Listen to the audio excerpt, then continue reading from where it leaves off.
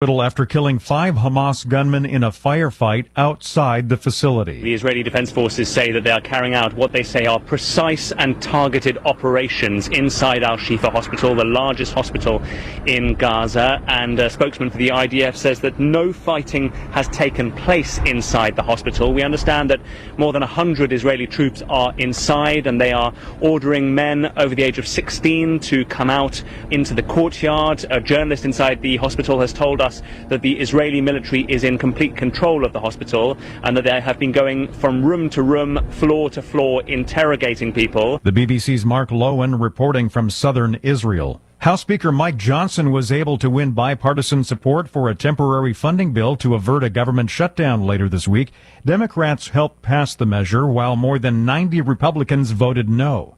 Some on the right flank of the GOP demanded budget cuts, but Johnson held firm. We're not surrendering, we're fighting, but you have to be wise about choosing the fights. You got to fight fights that you can win, and we're going to, and you're going to see this House majority stand together on our principle, and we're going to do that. The Senate is now taking up that budget bill. Senator Bernie Sanders acted as a referee during a congressional hearing yesterday when a heated argument between a Republican senator and the Teamsters president started spiraling out of control. No, sit down.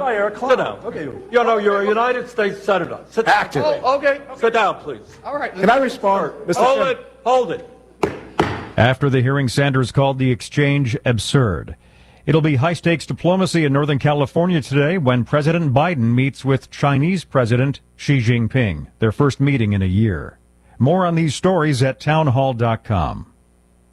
If you are 65 or older, you know this. Watching your hard-earned dollars fly out the window on healthcare costs is frustrating. Well, here's something that can really help, and it's worth taking a minute to look into. MediShare 65 Plus. MediShare is a community of Christians who share each other's healthcare bills, and it really is a community too. People encourage and pray for each other. Well, MediShare 65 Plus is a low-cost option for those with Medicare Parts A and B, and it fills in the gaps where Medicare stops. It's a great way to fight inflation too. You can lock in one low monthly price for up to 10 years. And it's easy. You can use any Medicare-approved doctor or get 24/7 telehealth access from the comfort of your home. Very worth looking into during Medicare open enrollment, which ends December 7th. If you join right now, your second month share will be free. So don't miss this chance. Call 855-PSALM-32. That's 855-PSALM-32. 855-PSALM-32. More than 36 construction workers remain trapped in a collapsed tunnel in India. It's been 4 days now, and workers are protesting after some of those trapped are getting sick as falling debris and technical glitches delay efforts to free them. Scores of angry and frustrated workers march toward the accident site and scuffle with the security personnel.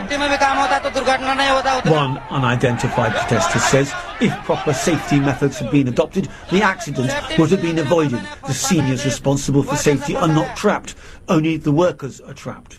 Rescuers have been trying to create a passage to free the workers trapped since Sunday after a portion of the under-construction road collapsed in the mountainous state. But the process is slower than expected, and another high-power drilling machine is being airlifted from New Delhi. I'm Charles de Ledesma. News and analysis at townhall.com.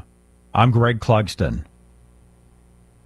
One pro-life GOP senator is hoping to convince Senator Tommy Tuberville to end his holds on military promotions.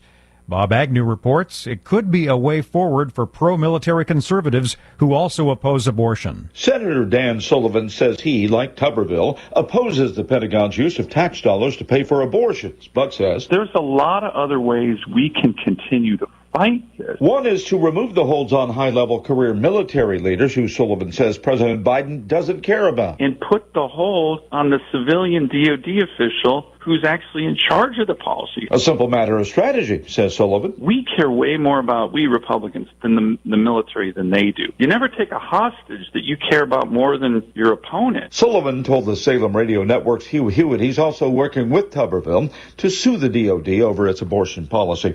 Bob Agnew reporting. More on these stories at townhall.com.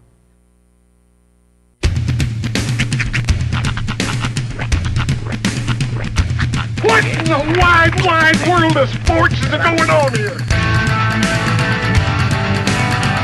I promise you, whatever scum did this, not one man in this force will rest for 1 minute until he's behind bars. Now let's grab a bite to eat. Yeah, come on. I feel the hot wind on my shoulder and the touch of a world that is older. I hit the switch and check the number. I leave it on and then I slumber.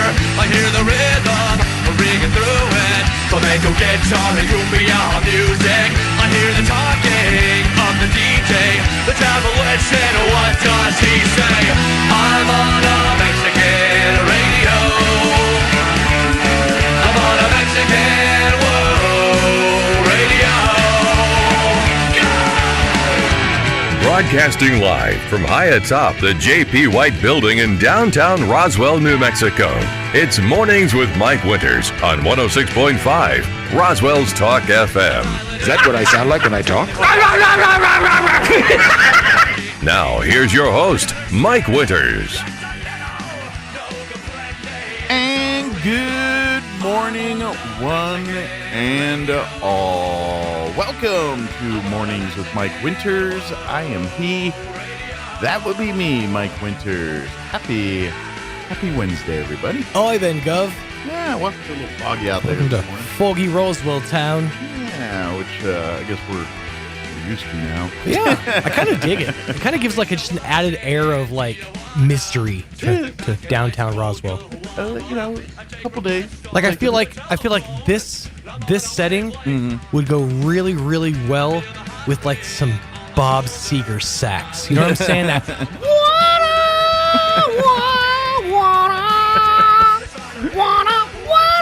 just that on a lonely, lonesome highway. Yeah. Yeah, I know, Mike. It's not your Metallica version. I prefer a little Seeger in my I like turn the page. Seeger version. No qualms. I do like them both.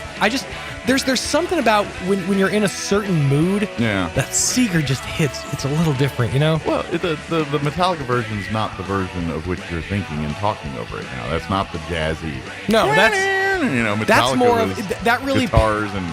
The Metallica version paints the picture of what it's like to be a road musician. Yeah. Ooh. And I know that's what Seeger's sort of doing too, but Seeger's feels more like a lonesome folk artist, you know, who's just staying in motels, not hotels, motels. Yes. The Bob Seger's kind of the more darker, seedy side, where the Metallica's more grittier, grungier. If that makes sense. It does. The Seeger is a cigarette on a front porch under a cowboy hat, and there's like dusk is starting to kind of settle in. Right.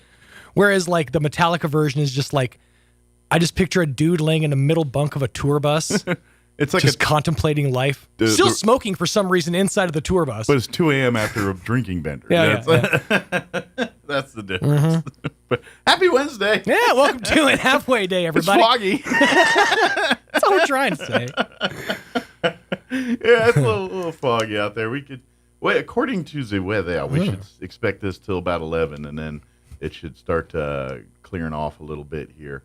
We are expected to be in the upper 60s. Yeah, I think I heard 68 for the high. Yeah, they got me 67 here, but yeah, we'll call that. We're in the ballpark.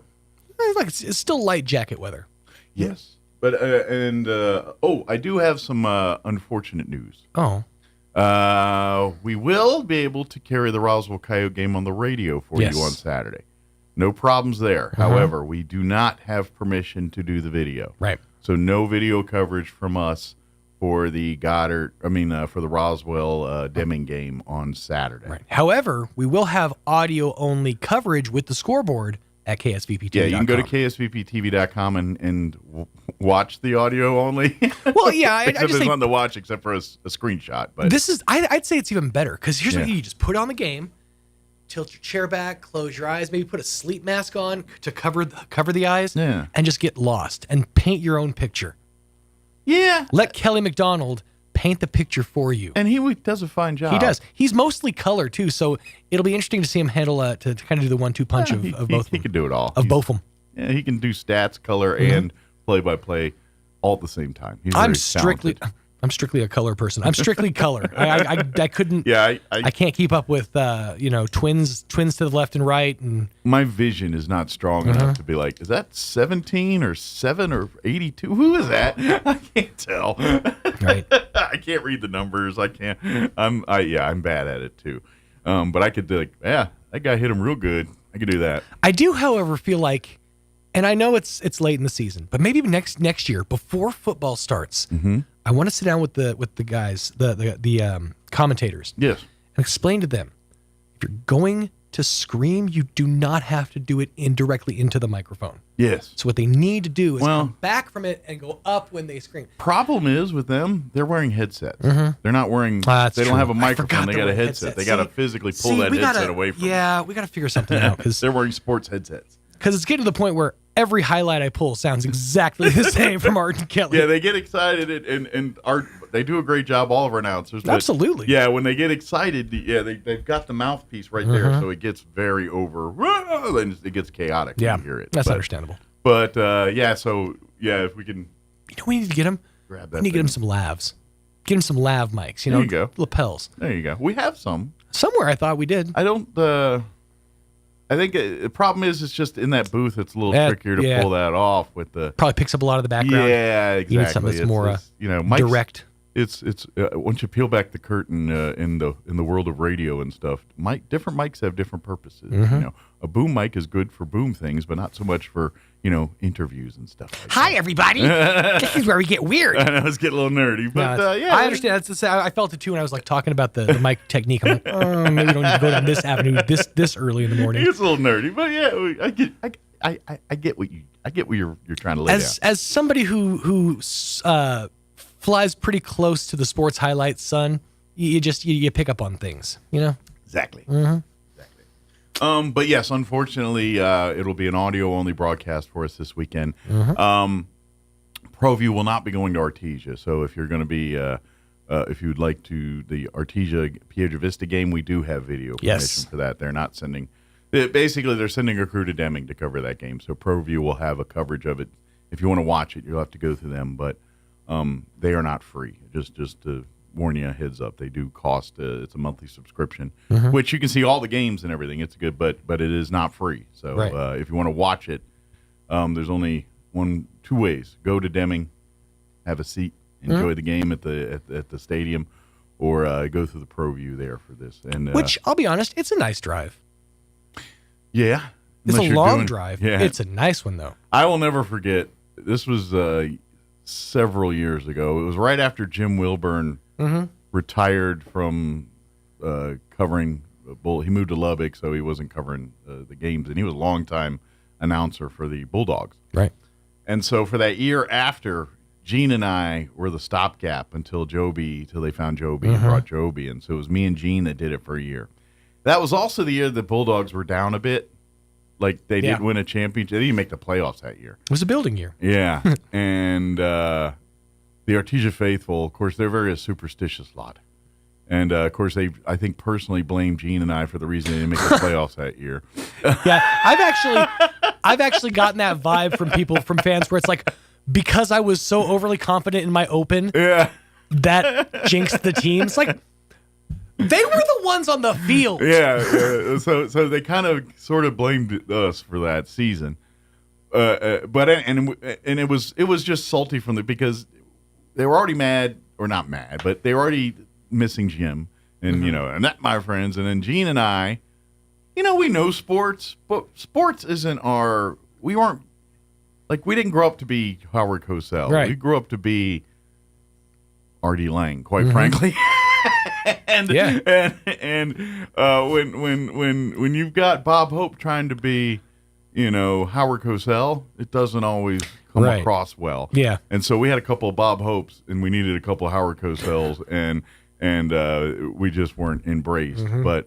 But anyway, they personally took it out. But anyway, the whole point of what I was saying was we had to go to Deming, and we driving to Deming is a long haul. It's 4 hours on a good day. Yeah. And we made the trek to Deming. We get to Deming. They're dealing with storm activity in the area. And so first off, we get there, we're getting set up, and the wind rolls through and starts blowing all of our paperwork and everything right out the window. And so we're literally out on the field chasing down rosters and everything because this whirlwind just blew through here.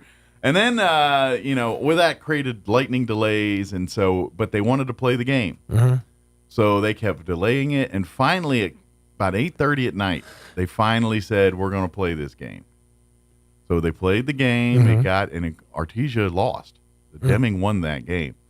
But the game didn't end until, 11:30, because we didn't start till an hour and a half, almost 2 hours later. Mm-hmm.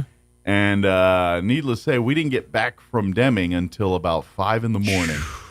And I had to do a remote at Roswell Honda or Nissan or one of those the at standard 10 to 1s? 10 a.m. Yeah. that morning. So I had to be up there at 9:30, getting into town at 5 in the morning, and then turning around and basically doing a remote and everything. That was a rough weekend. That's the kicker. I know that we're not digging ditches, but what we do is very time consuming. It's incredibly time absorbent. Yeah, that was a long weekend. weekend. Sink a lot into it, but hey, we do it for you. But so when I think of Deming, not you. I think of the trips to Deming. I think that trip, and I'm That's like, right. I was a trip I didn't think would ever end. Mm-hmm. People were mad because Artesia lost. It was late in the morning, and it was just a whole lot of cranky going on. Oh yeah, then you got a 4-hour drive tacked on top of a cranky. Yeah, but so here's our plan. Of course, Goddard, the Goddard Rocket volleyball team are in the state playoffs. Mm-hmm. So we will be carrying the Goddard Rocket broadcasts online. If you go to ksvptv.com, you'll be able to listen to the Goddard. Again, it'll be audio only. It won't be video. It's the state playoffs. We do not have rights to those, but we can do audio. Kelly McDonald will be going up early so he'll be covering the Thursday games. Mm-hmm. And then I think it's Chris Deck. Chris Deck will be going up Friday, and he'll cover the games. Mm-hmm. That's a tag out situation, because then Kelly's going to go and cover. Yeah, because Kelly's going to head to Deming to cover that game. Yeah, Saturday or Friday, depending on what talk he about. does. Just doing the whole entirety of the state. And so he's going to go to Deming and be in Deming to bring us the Coyotes game on Saturday. If the Lady Rockets are still involved in volleyball, Chris will bring you the Friday and Saturday games. Yep. Saturday games should be on the radio as well. Right. Unless they play that 2:00 game. Then it'll be audio only online, because the radio will be tied up for the Coyote Deming football game. Yes. At that time. So it's a little bit of double booking that we got. So, but for volleyball playoffs, ksvptv.com, click on the Goddard Rocket channel. Kelly McDonald will cover Thursday and some of Friday's action. Chris Deck will join him Friday, and then finish it out through the rest, hopefully to the Blue Trophy there at the end. Go Big Blue. That's our plan for bringing you, but like I said, no video coverage of any of that. The only video coverage we have permission to do is the Artesia Piedra Vista game on Saturday. So that's where we're at on that one. Yes, indeed. Let me give you the rundown. We do have a full slate for you for today's show. Oh, yeah. We'll start off this hour. John from Oasis Computers will join us for his monthly visit, give us an update, talk tech with us. In the 8 o'clock hour, about 8:15, Crystal Noble with the Humane Society is going to drop in and give us an update on what's happening with the dogs and the cats, looking for adoption, and any sales they got for like Black Friday, things like that. We'll at the thrift store, we'll talk about that with Crystal. And then Brian Luck, superintendent for the Roswell Independent School District, will join us about 9:15. They had their monthly school board meeting earlier in the week. We'll talk a little bit about that and just get an update what the RSD's got going on right now. Very good. Plus, we'll have all of your features that include the news of the local variety, your national news, Wall Street business update. Oh, don't forget, all you veterans that are planning to attend the Chaves County Federated Republican Women's Veterans Day monthly, it's their Veterans Day month, their monthly meeting. This month it's focusing on Veterans Day. They're doing a turkey dinners for the veterans and stuff. If you've RSVP'd and everything, that's today. Everything gets underway at the convention center about 11:30. Call if you're interested in going, or reach out to the Chaves County Federated Republican Women if you still want to reserve a spot. I'm not sure if they're taking veterans and stuff still. I think those numbers might be, but give them a call or go to the Chaves County Federated Republican Women Facebook page, shoot a message if you'd like to go. But that's later today at the lunch hour, 11:30 till about 1 there. All right, it is 20 minutes after 7. Let's go ahead and get you up to date on the weather. I'm meteorologist Steve Hamilton with your Pecos Valley weather. We'll be in the upper 60s to low 70s for the afternoon high today. A little bit of cloud cover hanging around for a while, but we should get plenty of sunshine this afternoon. Overnight, just a few clouds drifting through, and we're in the low 40s. Thursday looks pretty good. Some sun and some clouds, and our afternoon high in the low 70s. Friday about the same, but it will be a little bit cooler with mid-60s. That's your latest forecast. I'm meteorologist Steve Hamilton. Thank you, Steve. Currently 48 degrees here in Roswell. Humidity is at 89%. Winds are calm at the moment. We could see some more of this fog till 11, 12 o'clock today, but mostly cloudy, then gradually becoming sunny as the day progresses. Expect a high of 67 today. Winds will be out of the east at around 5 miles per hour. For tonight, the fog rolling back in after 9 p.m. this evening. Otherwise, partly cloudy with an overnight low of 42 degrees. South winds at around 5 miles per hour. Thursday, partly cloudy, looking at a high of 75. Southwest winds 5 to 10. Thursday night, cloudy skies, overnight low of 51. Southwest winds 5 to 10 miles per hour. Friday, partly cloudy and 67. Winds out of the north, 5 to 15 miles per hour. And then for the weekend, sunny and 68 for your Saturday. For Sunday, sunny skies, highs back into 70, 71 there. And then Monday, 60s and breezy. They use the word breezy Monday and Monday evening, so a little bit cooler temperatures there, too. Actually, we're getting closer to freezing Monday night, too, I was noticing there. So cooler temps looking like for next week. All right, it is 21 minutes after 7. We're going to take it's about a 3-minute break, and then John with Oasis Computers will join us on the other side. Don't go away. You're listening to Mornings with Mike Winters. At Richland Motors, it's never been easier to sell or trade your current car, truck, or SUV for a newer model to hit the road in. Even if you don't purchase from Richland, they want to buy your vehicle for top dollar. But if you do buy from Richland, don't forget, they're the home of the powertrain warranty for life. That's a whole lot of confidence for you. See Richland for details. 2nd and Sycamore and 1309 Southeast Main. From morning runs to playing with grandkids, taking part in activities brings great joy to our lives, but it can also come with injuries. And for those in physically demanding jobs, the daily grind can wear on muscles, bones, and joints and lead to acute and long-term disorders. If you're suffering from an orthopedic injury, let our Artesia General Hospital specialists help. The sooner you address the root cause, the sooner you'll be back to living life in motion. Learn more at artesiageneral.com/orthopedics. Check out the Thanksgiving specials you'll find this week at your local Farmers Country Market. Assorted Food Club whipped toppings are 88 cents each, and assorted Kraft mayos are $4.48 each. In produce, fresh green beans are $1.29 a pound, and 3-pound bags of sweet potatoes are just $1. In the meat department, Cook's shank portion bone-in hams are $1.67 a pound, and grade A honeysuckle white turkeys with pop-up timers are 99 cents a pound. Limit 1. These are just some of the Thanksgiving specials you'll find this week at your local Farmers Country Market. Fall time is almost here, and the holidays will be here before you know it. The Calico Cow invites you to move on into the cow and check out the new holiday fabrics arriving daily and take advantage of a huge sale on Brothers sewing machines now through the end of the year. Get free lessons, maintenance, and a first-year cleaning included. Fall into savings at the Calico Cow Fabric and Gift Shop now at their new location, 200 East College in Roswell. Want to know how? Come see the cow. Central Valley Electric is continually learning and advancing technology that improves electric service, reliability, and safety, and in turn enhancing the quality of life for members that we serve in our local communities. CVE offers an account management program called Smart Hub that allows members to track their usage, set up convenient pay methods, and the ability to manage their energy use with smart technologies. A secure system such as Smart Hub is an easy tool to use. To sign up, visit cvecoop.org and click Smart Hub to get started. Wakefield Oil Express has the highest quality service in Roswell with a 17-point full-service oil change that includes a full wash and vacuum at their car wash. You won't find a better deal. They also offer full synthetic oil changes, fuel and cabin filter replacements, and will even check your battery. Their tunnel wash isn't afraid of dirty vehicles. They have the best value wash in town with free vacuums. They even offer wash passes that can be used for multiple vehicles. Next time you need your oil changed, go to the fast and efficient Wakefield Oil Express and let them earn your business. 3204 North Main, Roswell. Here's a Mornings with Mike Winters fun fact.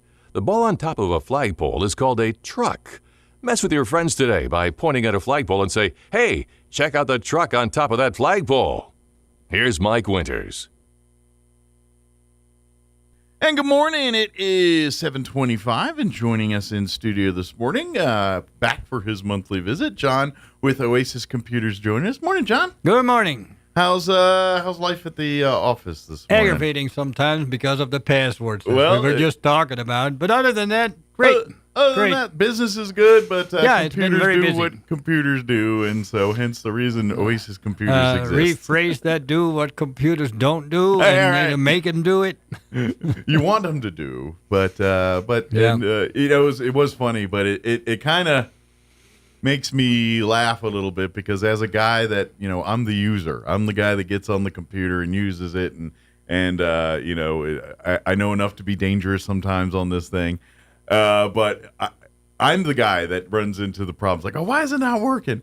And I'm not going to lie, it kind of makes guys like me feel a little better when the experts like you have a day like we have with computers. You know what I mean? It Right. kind of like, see, I'm not completely stupid. These things are messed up sometimes. Oh, one of the nice things to happen is that when something doesn't work for me while there are customers there, Mm-hmm. oh, you have trouble too? Yeah, you bet. It's just for me too. It's a little peace of mind for us dummies out there. So, Well, the only benefit I have is that everybody else brings their problems in, and then I figure them out, so I know for myself what to do. You run it. You stumble enough of these. You kind of Right. it's like, hey, I've seen this before. I know what need to do Right, here. So. right. But that's, and of course, if you do run into these problems, John is there. He might curse and scream with you for a minute to figure it out, but he's gonna get it done for you, and that's what John does. Whether you need new technology put together here, or if you need to save the technology you have, that's what John and Oasis Computers does is help you do that. And so if you do have the computer that's the updates weren't working the way they're supposed to, or if you get into the world of the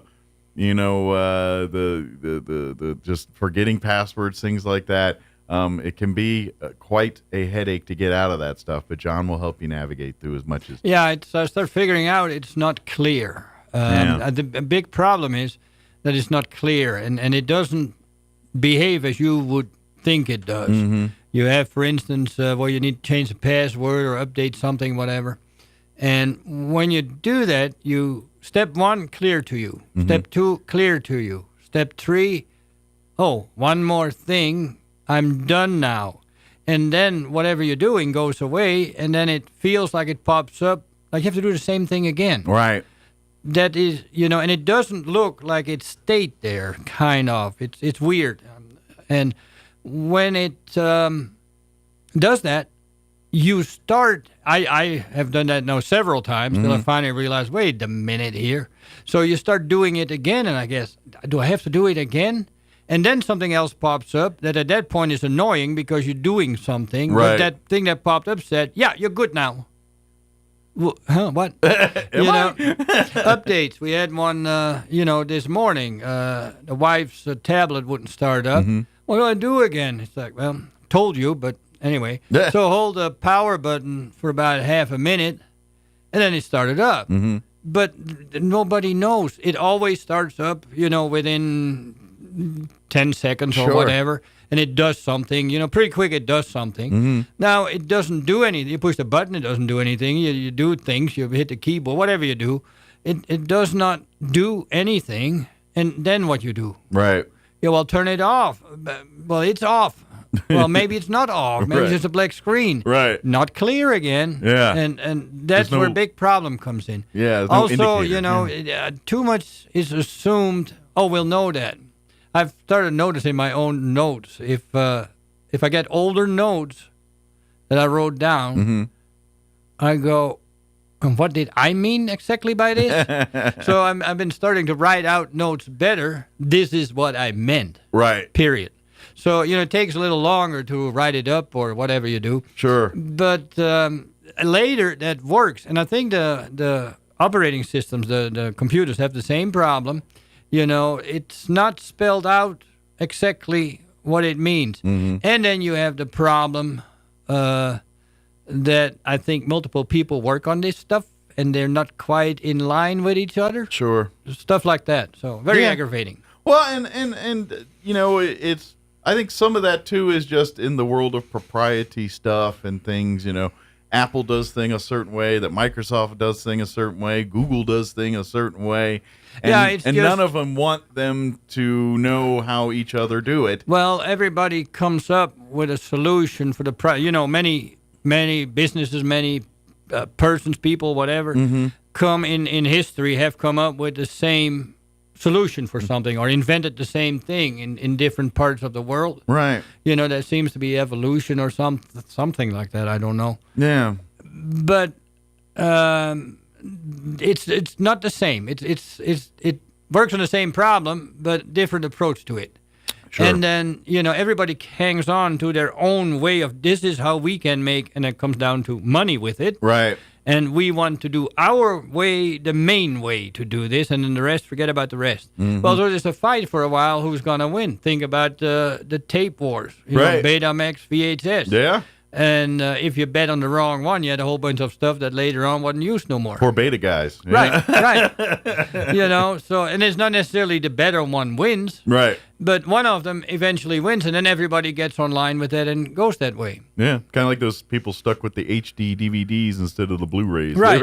You know, PDF files is a good example. You know, in the beginning there was all kinds of stuff, and is PDF any good? Well, it does a lot of good things, and it's great, and it's not great, and we use it. Now, PDF is just a household word. Everybody's PDF file. Everyone has it. So that, you know.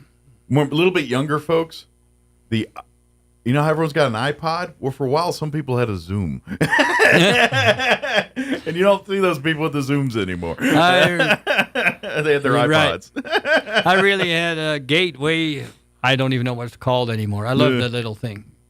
Yeah. My first computer that was on my own, not with my parents or anything, but when I was in the military, was a Gateway computer that I bought, you know, through Gateway because they made a Gateway iPod. Oh, okay. Yeah, no, my first desktop computer when I was in the military, when I was out on my own, I finally had the money to get a desktop, and it was, and at the time that was probably the heyday of Gateway when you saw the cow commercials all over TV and all that kind of stuff. So you started just a little later. Sounds like me. I started with Commodore 64. Yeah. Well, see now I had those, but they were my parents bought those computers, so I had them. But when as far as me on my own and not, you know, my parents not buying me a computer, it was a Gateway computer. But yeah.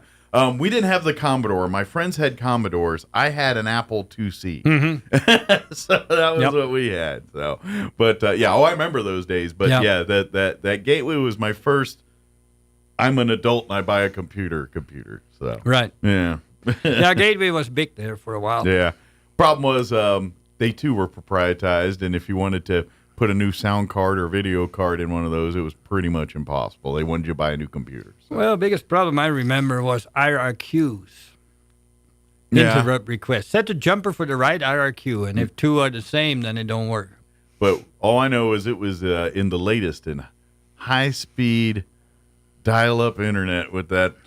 It was the 5. It was right when they went from 33 to 5.0 or something like that, and you would have thought we went from 33 to 56. Yes, 33 to 56, and you would have thought we kilobits per second. We went to from Pintos to Ferraris in the internet. Well, the problem was that everybody wanted 56, and couldn't get it. Yeah, because it cut off at maximum. I think it was 53. Yeah, it wouldn't do any more for. I forgot the reason. But I remember I was like, ooh, see, I got fast internet. I could be watching. I could listen to a song in just hours to download.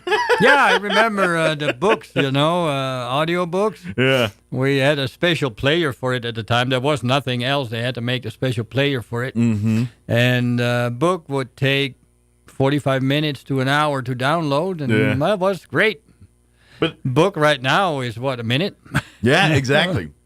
But back then, right, that wasn't even, like if you want a book, you gotta get your butt to the store and go get a book. Greatest thing, you just could get things online. You know? Exactly. Yeah. Computers started going. You had to have a disc. You had to order a disc in for the driver to get it, and then you could get it from the internet. Well, you have to wait an hour for it to download. But I had trouble with that transition when you buy your first computer or buy a computer and it's got the that big bundle with all the software and everything, the books, and then the discs, and there's your Word disk, there's your Windows disk, there's your Excel or whatever the software they. And then we got to the point where we have more stuff with it. And then some people go like, I don't want more stuff. I need the stuff I need. Yeah. Now, if you go in certain homes, mine might be included. If you go into a certain drawer, there's going to be in a drawer in a desk somewhere some bag full of these discs and everything that I'm going to need it someday. You never need it because that computer's 12 computers ago. But some people have it still sitting in that drawer in their What office. my experience is a lot is that people have been throwing the wrong thing away. You know, it's if you have your Windows, for instance, you got your Windows disk and your Windows product key, right? So the product key they throw away on a piece of paper that looks like nothing. Yeah. The disk is important, right? No, I can get more. I can download what you need these days. But if you don't have the product key, that's worth the money. Yeah. That's what you need to keep. And see, that's where I'm blessed to be the age I am, because I grew up in the era that whenever you bought a game or whatever you bought anything, you better save the box, because on the box was that legal code in there to unlock the game on the disc there. Right. So I grew up to be savvy to that. So I've always would never fell for that one. But you're right. A lot of people that didn't play games or do that kind of stuff, like, why am I need the box? This is useless. Because it's got the code that's very valuable to unlock What brings you to modern times, I think we touched on it last time I was here, you can get games and things and software from the manufacturer, and slowly more and more through, if we talk about Windows, the Windows Store. The benefit of getting it through the store, the Windows Store, is that Microsoft knows you bought it. It tags it under your account, and you can re-download, reinstall it on different machines and whatever if that time comes when yours breaks or whatever, you know. Yeah. And if you get it from the manufacturer, in general, you need to have that information that you're talking about. You can, but you have it saved somewhere and it's accessed. It's kind of. Well, if you have your stuff together, like you said, no problem. If you save that box with the number on it, you're good. But if you didn't realize that's important, then you may have to buy it again. Whereas at the Microsoft Store, just like Microsoft Office these days, you can go anywhere and you only have to know your Microsoft account. Yeah. What, by the way, half the customers come in don't know. Some don't even know they have a Microsoft account, but they have Microsoft Office. Sure. And they have the renewable one that you pay for every year. Yeah. They must have a Microsoft account, otherwise you couldn't get it. Absolutely, yeah. But they don't know that. Well, and it goes back to the PIN and all the things we talked about But before. if you go buy a new computer and you need your Microsoft Office on it, all you do is log into your account and you see you bought Office, you have the rights of this to it, whichever one you have, the Put version. your PIN in and download it. Yeah, right. Yeah. So, yeah. Well, and that's. Well, and that's the world that's replaced what we were talking about. Right. Like when people go to the stores nowadays, and that's true with even your games and things. The days of you going to the store to buy a game are over, especially for PCs. They literally, they have these websites and things that you go and download, and it's very much like Microsoft. Like EA's one of them. I think there's one called Steam out there. And these are basically platforms for you to download games and do just like you said, but with it, those little legal codes or the unlock keys are kind of already attached and associated to them, so you don't have to worry about them anymore. Much different than what we're talking about here. And again, it's all cloud-based, so you trash this computer, get a new computer, you go onto the thing, and you just download the games again, and you're back to playing them and all that. That's right. It's no different than the Microsoft. That's just the way you access internet or software nowadays. And I'm not a gamer per se on like Xboxes and PlayStations, but I think that's the same way. I think you can still buy a game at the store, but half those you can just download them and put them in just like you would you can, a PC. Pretty much anything can be downloaded these days as long as it's software. I just grew up in the days of, we had the Atari and you plugged it in and the cartridge you plugged in is what you had. Right. It's a little different now. Well, again, to come back to DVDs, movies, whatever, there's people that have a whole wall full of their movies on DVD or on tape even still. But there's really no need for it no more. I got rid of mine. It really shows in the software, in the computing. For a while we because downloading took so long. We downloaded something, saved it, put it on our machine in storage. So we started seeing that people needed 500 gigabytes, terabytes, more than a terabyte, and suddenly that quit because everything is online, streaming. Started going. Yeah, everything goes cloud-based. And the stuff that you have, like think of the phone. You make a photo, it goes up on the internet and saves it there. Yeah. So that's a lot of changes. Absolutely, and not all of it's bad. A lot of it's... Well, like I always have to say, we bitch a lot about what they're doing and they're changing it again, whatever. But if you look over a period of 10 years back, yes, it has gotten a lot better. Sure, it has, but if you grow up. Or if you are there and see every phase of the evolution, that's where you get. But like if you pick up middle, like now you know what I mean. It's perspective a little bit there too. Well, I think if you're used to what you're used to, then I keep coming up with and when I mention it, most customers agree. We have Windows Pro and Windows Home, and those are really not different. I mean, they go along the same lines. There's slightly a difference in it. Sometimes you need Pro for certain things. But really, it's not different. What we want is something like Windows Classic that is still looking like, let's say, Windows 7 or something. Right. Gets updated where it's important, but the interface, no added stuff to it. Because many people just need to run their QuickBooks or their whatever program they have, their CAD program, their whatever. Sure. And what happened to me this morning that I walk in the door and I go, oh, for God's sake, it rebooted again. I need to restart things back up. I had about 15 minutes from coming to the store and then leaving to come here. And I was going to get everything ready, make me a cup of coffee, take it with me.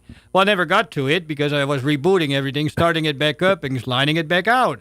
So if you have the classic Windows, if there would be such a thing, you wouldn't really get that and would be warned differently. You have to update between now and 2 days from now or something like that. You have some options in updating, but it catches everybody off guard. Oh, for God's sake, not now. Right. And then it has to do it. They always ask you right in the middle of when you're trying to do Well, we did ask you if it was okay, but we go ahead and do it now anyway.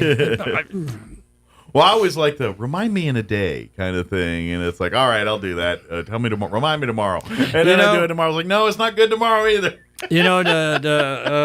The Steve Gibson on the tech shows there. What was it, this week? I think it was this week or last week. In the show, he always has a picture of something weird, like they put a gate up and it blocks the traffic, whatever, has a lock on it, but there's no fence on either side. You can just walk around it. The picture's like that. Right. He had one this time that really strikes me as how Windows works.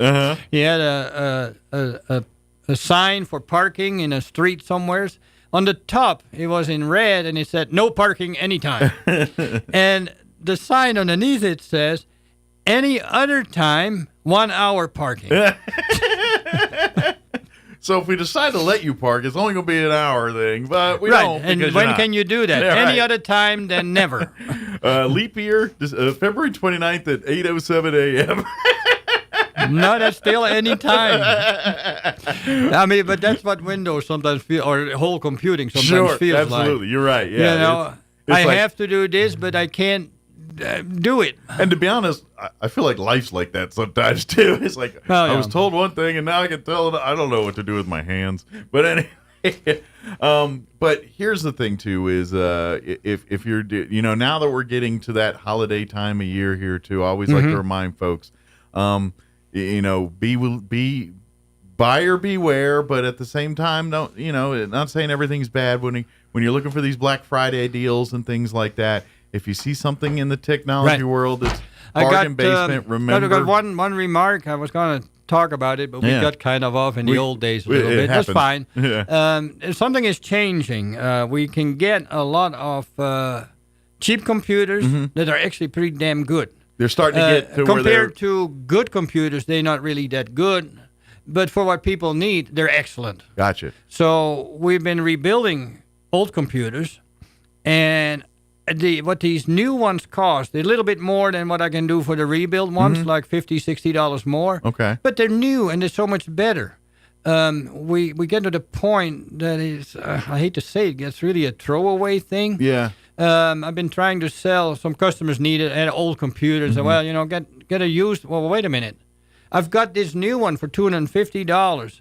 And when I ordered it in, I literally thought, well, let me waste my money on this because I don't think it's any good or it's a scam. Yeah. It came in and I go, how small is this? Yeah, I mean, the ones that I have been selling, the Nooks, are small. Everybody says, oh, wow, that's small. Yeah. This thing is half the size of it. Wow. It has 2 network ports on it. It has audio out. It has wireless Bluetooth. Wow. It has 3 hookups for a monitor, and all 3 will hook a monitor That's up. a lot for a $200 computer. $250. Yeah. It has 3 USB ports on it. It was a little short on that one.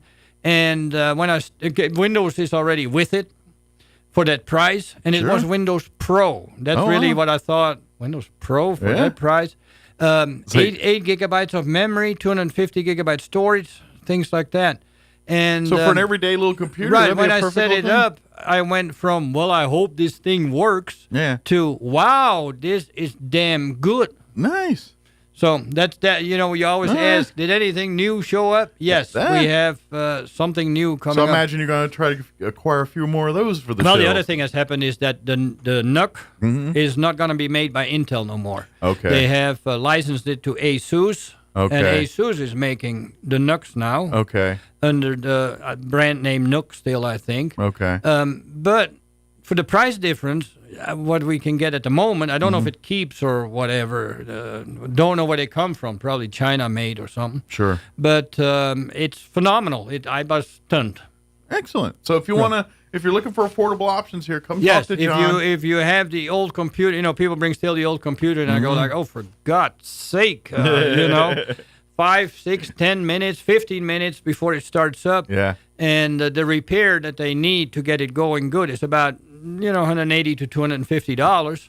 You can brand new one for $250. Absolutely. I'll move your stuff over for free if it's not too much. Yeah, absolutely. And now you got a great computer that. What brings me to one other point. Yeah. The moving files over is disappearing. More and more people say, well, I don't care for that.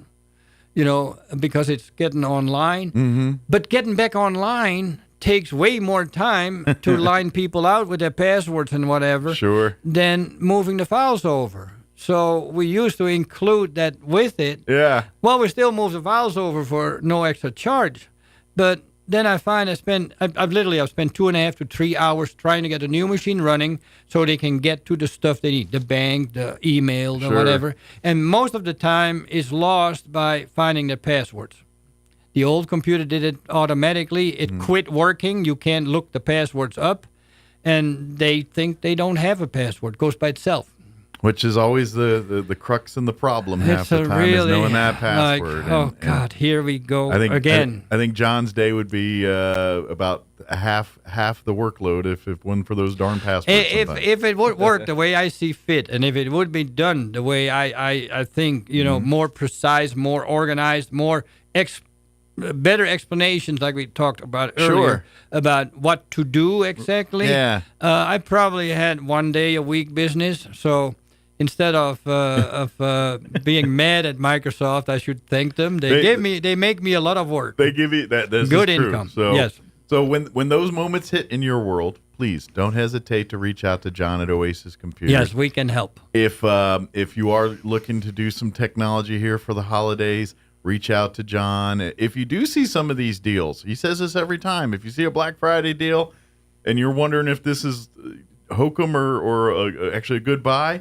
stop by. I'll put you in the right direction. Absolutely. I'll tell you why you should buy it, and maybe I buy some myself. Exactly. Or if it's a piece of garbage, he'll tell you why. Wouldn't do it myself. Yeah, exactly. So if you're looking for second opinions on that stuff, or better yet, John be like, that's a good deal, but what you're trying to do, I could do this here for a cheaper price. Well, if you know what you're doing and you're looking for price, then, yes, go look for the deal, whatever. Absolutely. If you need help, local places like me, what do we have really? Servers. Yeah. we help. We get it going. And, we didn't make a living, so it costs some more than just buying one at wherever online and then not knowing what to do. Now, if you bought one online and don't know what to do with it, bring it over. I'll help you. I'll just charge for the time we work on it. Absolutely. No problem either. I just built a whole gaming system for somebody that bought everything and then got scared to put it together. Gotcha. And we got all put up real nice together and just real happy with it. Good. Well, that's part of it, and too. I have no problem with that. Sure. You bring your own parts, whatever. The only problem with that is if this part has a problem, well, you have to send it back. The money's on you or the hook. It's on you on the hook to get that fixed. If I would buy it and build it, then I would take care of that. Right. Again, service. Sure, absolutely. But, it saves a bit of money, though. But at the same time, at the end of the day, you just want your customers to be able to do what they want to do with the equipment that they have. And make them happy that it works. Exactly. So come on by now. Monday through Friday, the mornings till about noon. Still 8 to 12. We try to leave no later than 12:30. Yeah. And then in the afternoon for service calls, special appointment, and more to fix the things up that were brought in the morning. Yeah, absolutely. So, and then, of course, he does do service calls if you have networking issues, things like that. Those will be in the afternoon. Some things you have to go at the location. If you visit on site for. Right. That's when he does in his afternoons as well, too. If that's when all that kind of work is happening here. Right. So come by Oasis Computers. They're located right behind the Wool Bowl. Come on by and drop off your stuff in the morning, or if it's simple, like if it's a matter of thing, it's like, you got to replace the power cord here. Let's get if I can get you out while we're there, I don't keep it to make extra money. Yeah, I try to get it going. But if it does need to get cracked open and get the heavier work, then he'll keep it and work on it in the afternoon. And most stuff, if it doesn't need to order parts in that we need to wait on, anywhere between next day to no more than in general 3 days. Yeah, absolutely. Of course, if you have questions, calling is probably the best way. Still the best way, yes. Leave a voicemail if you do not get John live. Like you said, John is helping customers and things, and he's the only one holding down the fort here. So if he's with a customer, he can't answer the phone, but leave a voicemail. He will get back to you. Right. If you do not leave a voicemail, he will not return your call. So if he sees missed calls and there's no voicemail, he's going about Sometimes I do, depending how busy I am, but don't count on it. Yeah. Leave a message. Leave a voicemail. Just leave a message. Yeah. Right. And John will get back to you as soon as humanly possible there. Right. Too. And if you have anything that looks questionable over the holidays here when it comes to technology, don't hesitate to reach out to John and let him steer you in the right direction or at least educate you on what you're about to purchase here. Yeah. Very good. A good deal. Well, I'm sure you got a few things waiting for you at the office. Yeah, I still got to finish some off, yes. Considering all the computers were mutinying on you here this morning. It's been fairly busy last couple of weeks. Been great. A bit of a mutiny there with everyone not wanting to work this morning. So hopefully they'll come back and you can straighten them up a little bit. Very good. Excellent. Thank you, John. We'll see you next time. You're welcome. Happy Thanksgiving if I don't see you before then, too. Yes. Yeah, happy holidays, whatever, to everybody. And we'll see you here next month. Very good. All right. Bye-bye. It is 7:53. Let's pause for news, and also we'll get you into your sports report and all that, too. Don't go away. Now your Pecos Valley News Update. I'm Jared Cirillo. Street maintenance and improvements continue to take place in Roswell with more micro-surfacing operations planned for Thursday. The micro-surface will seal the top layer of streets on which other pavement maintenance has already taken place. So, work Thursday is scheduled for Barcelona Drive between East Elm and North Elm Avenue, North Kansas Avenue between West 19th and 18th, and North Michigan Avenue between West 18th and 17th. Lots of talk about excessive speeders in Eddy County. That was a hot topic during last week's commission meeting. A number of residents along Duarte Road in Malaga are telling commissioners of their concerns. They're asking for some help with solutions. Unfortunately, Sheriff Mark Cage described trying to catch the speeders as, quote, playing whack-a-mole, unquote. Public Works Director Jason Burns says he does not think speed humps or bumps will solve the problem. Often, he says speed bumps and humps create more of a hazard than anything. You're up to date. I'm Jared Cirillo reporting. Holiday shopping's in full swing, and everyone's looking for a deal. A warning. There are no deals at Temu and its sister website and app, Pinduoduo. Here's why. I'm Kim Commando, brought to you by SimpliSafe. Save 50% on a new security system with a Fast Protect plan at simplysafekim.com. Listen to these prices. A Wi-Fi camera for less than $7. An Android fitness watch, less than $9. How about an $8 wedding dress? These so-called deals are found online at Temu and Pinduoduo, but they're really not deals. Temu says it's headquartered in Boston. In truth, it's owned by a multinational company called PDD Holdings, founded by Chinese billionaire Colin Wang. Both he and his companies are totally under communist China's control. The products are junk. The low prices lure in customers. The apps and websites steal personal information. So stay away from Temu and Pinduoduo. Join over 500,000 folks who get tech smart the easy way with my free newsletter. You can sign up now at getkim.com. AI might be the most important new computer technology ever. It's storming every industry, and literally billions of dollars are being invested. So buckle up. The problem is that AI needs a lot of speed and processing power. So how do you compete without costs spiraling out of control? It's time to upgrade to the next generation of the cloud. Oracle Cloud Infrastructure, or OCI. OCI is a single platform for your infrastructure, database, application development, and AI needs. OCI has 4 to 8 times the bandwidth of other clouds, offers one consistent price instead of variable regional pricing, and of course, nobody does data better than Oracle. So now you can train your AI models at twice the speed and less than half the cost of other clouds. If you want to do more and spend less like Uber, 8x8, and Databricks Mosaic, take a free test drive of OCI at oracle.com/Kim. That's oracle.com/Kim, oracle.com/Kim. In a time where humans and technology collide, ineffective technology plagues our businesses, schools, and healthcare environments. DSI Document Solutions has emerged as New Mexico's safeguard from the pains of slowed productivity, providing our nation's top business technology, workflow strategies, and support. DSI is here to boost your productivity and reduce your costs. Get ready for success. Visit our new website at dsinm.com. It's time for the Chaves County Sports Report. Cross-country state championships over the past weekend in Albuquerque, and congratulations to Gerardo Mendoza from Hagerman for all of the local athletes from Chaves County. He had the best time. He finished 14th overall in the 2A boys event, finishing 17 minutes and 46 seconds. Everybody runs the same course at the cross-country state competition. From Gateway Christian, Callie Wigley finished 17th overall in the 2A girls, and Gateway Christian was third overall in the team competition. Here's some other bests for some of the schools.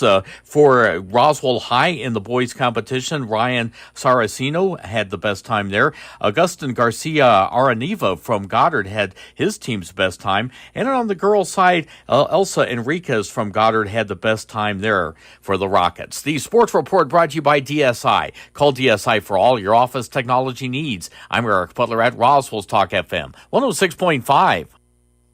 With the Wall Street Business Report, I'm Bill Alexander. Inflation in the United States slowed last month in a sign that the Federal Reserve's interest rate hikes are continuing to cool the consumer price spikes. UAW President John Fain testified in front of the U.S. Senate Committee on Health, Education, Labor, and Pensions during a hearing called Standing Up Against Corporate Greed. Republican Oklahoma Senator Mark Wayne Mullen, a former mixed martial arts fighter, nearly came to blows with the president of the Teamsters at the Senate hearing Tuesday. Mullen challenged International Brotherhood of Teamsters General President Sean O'Brien to a fight after the senator read aloud O'Brien's tweets, calling him out as a, quote, clown and a fraud. Home Depot sales continue to slide as Americans wrestle with persistent inflation, and the company narrowed its outlook for the year. But the nation's biggest home improvement retailer still topped expectations for the quarter. For the Wall Street Business Report, I'm Bill Alexander in Washington. Are you looking for a way to serve your community? Look no further than the New Mexico Army National Guard. Whether it's disaster relief or defending our freedoms, the New Mexico Army National Guard is always ready to serve. Gain valuable skills, receive world-class training, and be a part of a team that makes a difference. Step up and become the best version of yourself. To join the New Mexico Army National Guard, call us at 1-800-GO-GUARD. That's 1-800-GO-GUARD. Your home for Armed American Radio is 106.5 FM, KEND Roswell. And it is closing in on 8 o'clock. Town Hall News up next. We'll be back on the other side of news. We'll talk Humane Society next hour. Don't go away. You're listening to Mornings with Mike Winters right here on 106.5 Roswell's Talk FM, KEND, Roswell, New Mexico. We'll be back. News this hour from townhall.com. I'm Greg Clugston in Washington. Retail sales were down slightly last month as Americans cut back on spending. October's 0.1% decline ended 6 straight months of gains, though the decline was partly driven by falling prices for both gasoline and cars. Congress has taken a step toward averting a government shutdown at the end of the week. The bill cleared the GOP-led House with broad bipartisan support, which it needed after Republican leaders decided to bring the bill to the floor under a procedural move that required a 2/3 majority to pass rather than a simple majority. Correspondent Edwin Mora says the Senate is expected to approve the funding by week's end. The Homeland Security Secretary and FBI Director are testifying on Capitol Hill this morning. At the start of the hearing, House Homeland Security Committee Chairman Mark Green took aim at the Biden administration's handling of the southern border. In just 3 years, the administration has systematically dismantled our nation's border security and created the worst border crisis in American history. Green went on to say that the lack of border security has benefited drug cartels immensely. The Israeli military raided Gaza's largest hospital today, conducting what it called a targeted operation against Hamas. President Biden and Chinese President Xi Jinping are set to meet face-to-face later today in California. We anticipate that the leaders will discuss some of the most fundamental elements of the U.S.-PRC bilateral relationship, including the continued importance of strengthening open lines of communication and managing competition responsibly so that it does not veer into conflict. National Security Advisor Jake Sullivan. Nearly 9 out of 10 parents believe their child is performing at grade level despite standardized tests showing far fewer students are on track. More at townhall.com. Here's an important message from the Diabetes Solution Center. Do you like pricking your fingers to test your blood sugar levels? No one does, but it's important to maintain your health. And now, by wearing a small remote device called a continuous glucose monitor, or CGM, you don't need to prick your fingers anymore. It's easy to use and helps you make more accurate diabetes treatment decisions. If you are testing your blood sugar 3 or more times daily, injecting insulin, or using an insulin pump, call the Diabetes Solution Center right now. And if you have Medicare or most major insurance coverage, you may be able to get a new CGM at little to no out-of-pocket cost. Shipping is free, and we'll even bill your insurance company for you. If you are testing your blood sugar 3 or more times daily, injecting insulin, or using an insulin pump, call the Diabetes Solution Center right now to learn how to end the painful finger sticks and get your own continuous glucose monitor, or CGM, at little to no out-of-pocket cost. Congressional correspondent Bob Agnew reports that a fight nearly broke out on Capitol Hill during a Senate hearing.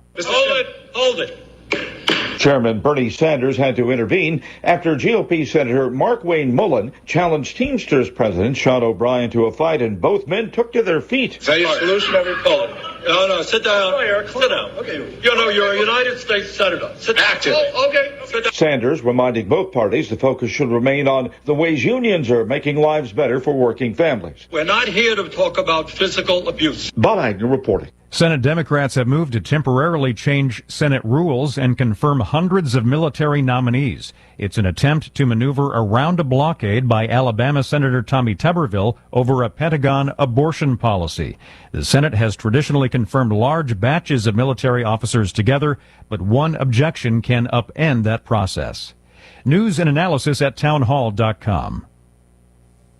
Motor vehicles with higher, more vertical front ends are the most dangerous to pedestrians. That's according to a highway safety organization. An Insurance Institute for Highway Safety study found that whatever the nose shape, pickups, SUVs, and vans with a hood height greater than 40 inches are about 45% more likely to cause fatalities in pedestrian crashes than cars and other vehicles with a hood height of 30 inches or less and a sloping profile. But among vehicles with hood heights between 30 and 40 inches, a blunt or more vertical front end increases the risks to pedestrians. John Scott reporting. The mother of a 6-year-old boy who shot his teacher in a Virginia classroom is set to be sentenced today and could face prison time for using marijuana while owning a gun.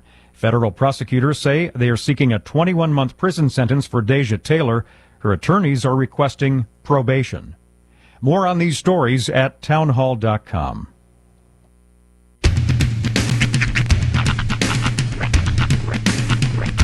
What in the wide, wide world of sports is going on here? I promise you, whatever scum did this, not one man on this force will rest for 1 minute until he's behind bars.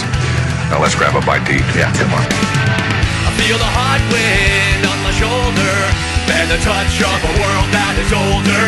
I hit the switch and check the number. I leave it on and then I slumber. I hear the rhythm ringing through it. Flamenco guitar and cumbia music. I hear the talking of the DJ.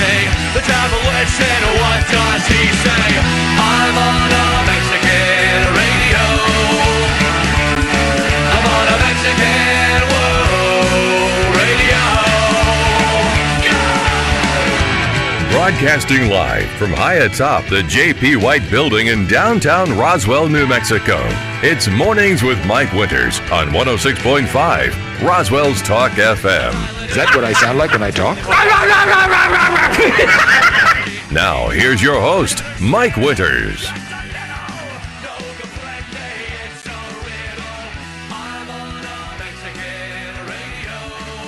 And good morning. It is 6 minutes after 8 o'clock. No? Oh. Changed. Yeah. It's not that. I'll explain to the listeners. Sorry, Sean gave us a meme. It's a picture puzzle. A picture puzzle, and I'm trying to solve it. Okay, so I came in and said, if I told you I was cold, and then I presented the picture puzzle, what would you say back?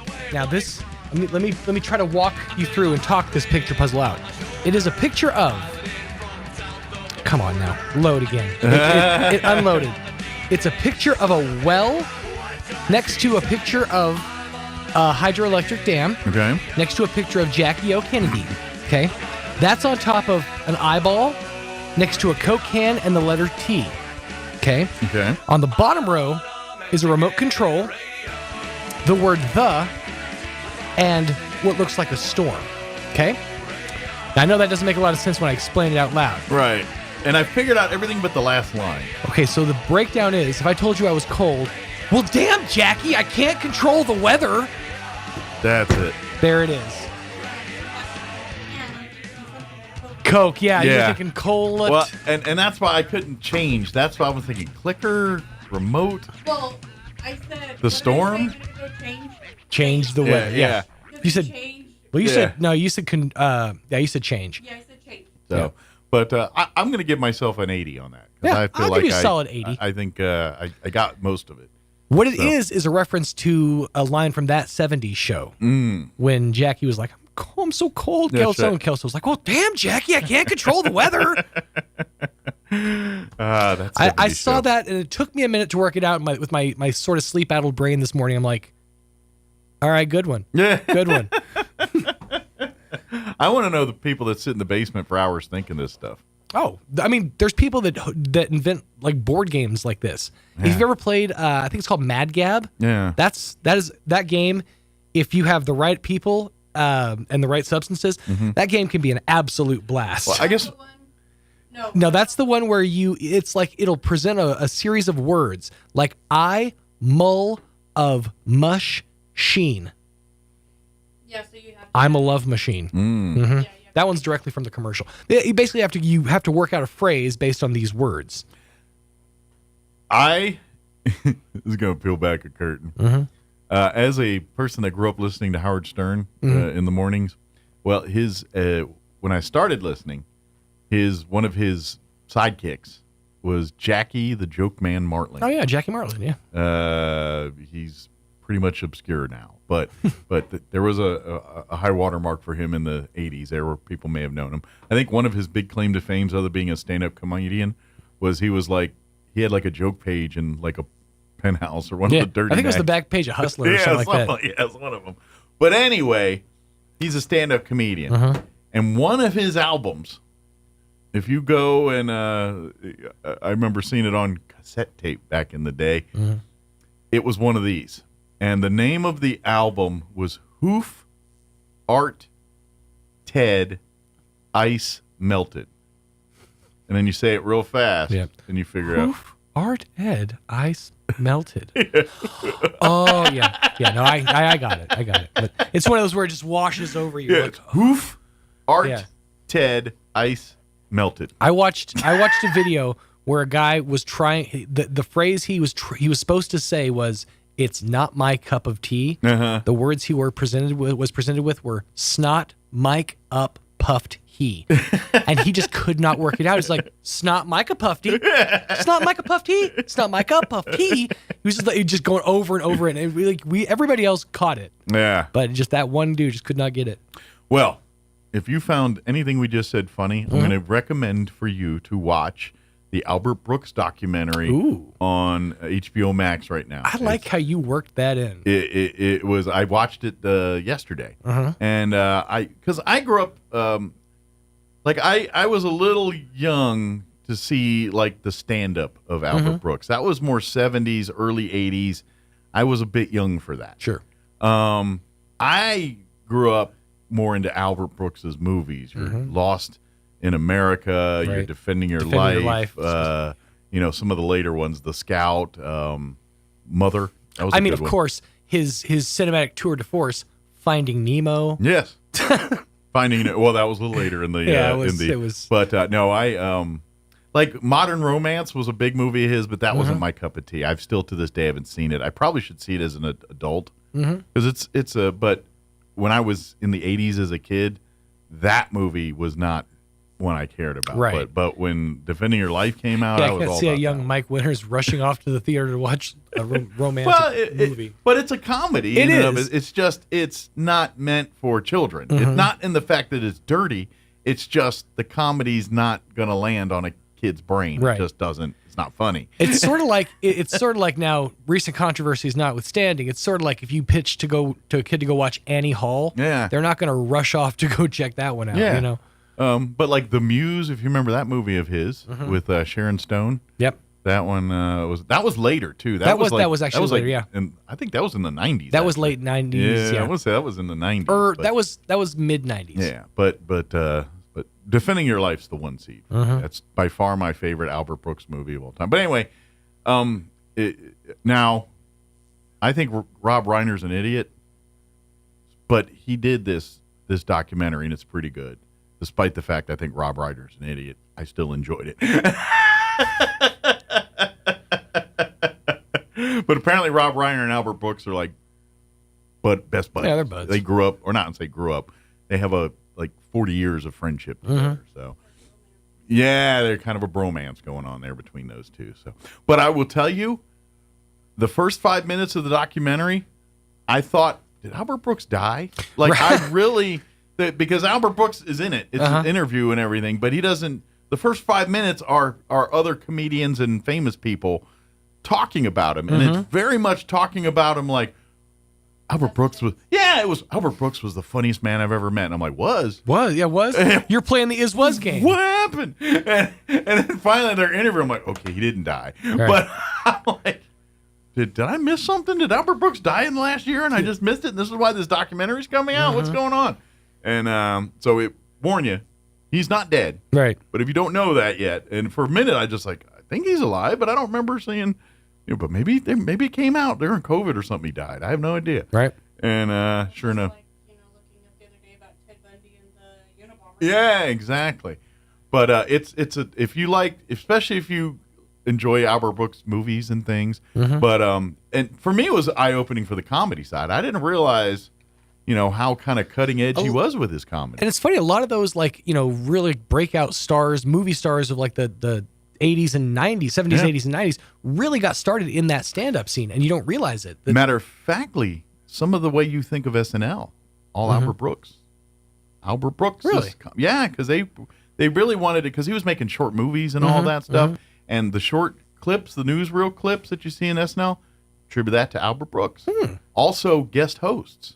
That was kind of Albert Brooks started all that stuff. Okay. So you kind of look at some of the what you know as a staple of SNL today. Right. Albert Brooks had a hand in some of And that I know he stuff. was real big in hosting SNL. He did that several times, and that was sort of like Was he was one of the 5-timers? Well, they kind of wanted to make it his show. Like they were ready to offer it as his show and all that. And this was kind of in the early days. Okay. And he was like, "No, you should have a guest host. You should have and then you should have these little and to get him involved, he was like, play my shorts, my movie shorts that I do and all that." And so that's how that kind of came in there. And so, but it's to me that was the side I learned I really didn't know about Albert Brooks. I was kind of like, I loved Lost in America. I loved his movies. I don't know anything about that side of it. Right. So that to me was very good. It's about an hour and a half. You can knock it out pretty quick. And if you, it's on Max. You said it's on HBO Max. Yeah. Yes, it's on the Max app. It's an HBO. Well, I was scrolling channels over the weekend, and I got to the HBOs, and I'm like, hey, there's this Albert, and it's called It's Albert Brooks Defending His Life. That's what the name of the documentary is called. And so I was scrolling. I was like, what is this thing about? And then I looked, and I thought it was like stand-up special at first. I was like, oh, Albert Brooks got a stand-up special? Cool. I'll have to check it out. And then I was on HBO Max, and I was like, oh, I saw that thing. And then I realized it's not a stand-up special. It's a documentary. And I was like, Rob Reiner. I was like, oh, man. I was like, all right, I'll watch it anyway. I really do like Albert. It's funny, too, though, how both generations of Reiners have, like, the best friend that they just sort of, like, buddy up with. It's like Daddy Carl has Mel Brooks. Well, and that's kind of the joke in there where how those two met. Yeah. I guess they were at some comedy thing, and I guess Rob had did something that he enjoyed, and Albert went up to him afterwards, and he didn't hear his last name. He was just like, he goes, and the first thing he went to Rob Reiner and said, I know Carl Reiner. He's like, really? Me too. It's my dad. Yeah, I've known him. And the rest is history, so to speak. But I'm his byproduct. Yeah. And if you didn't know, Albert Brooks's real name is Albert Einstein. Which is, so is it his grandfather? He's not related to Albert Einstein at all. Okay. His dad was an Einstein. That's an Einstein family.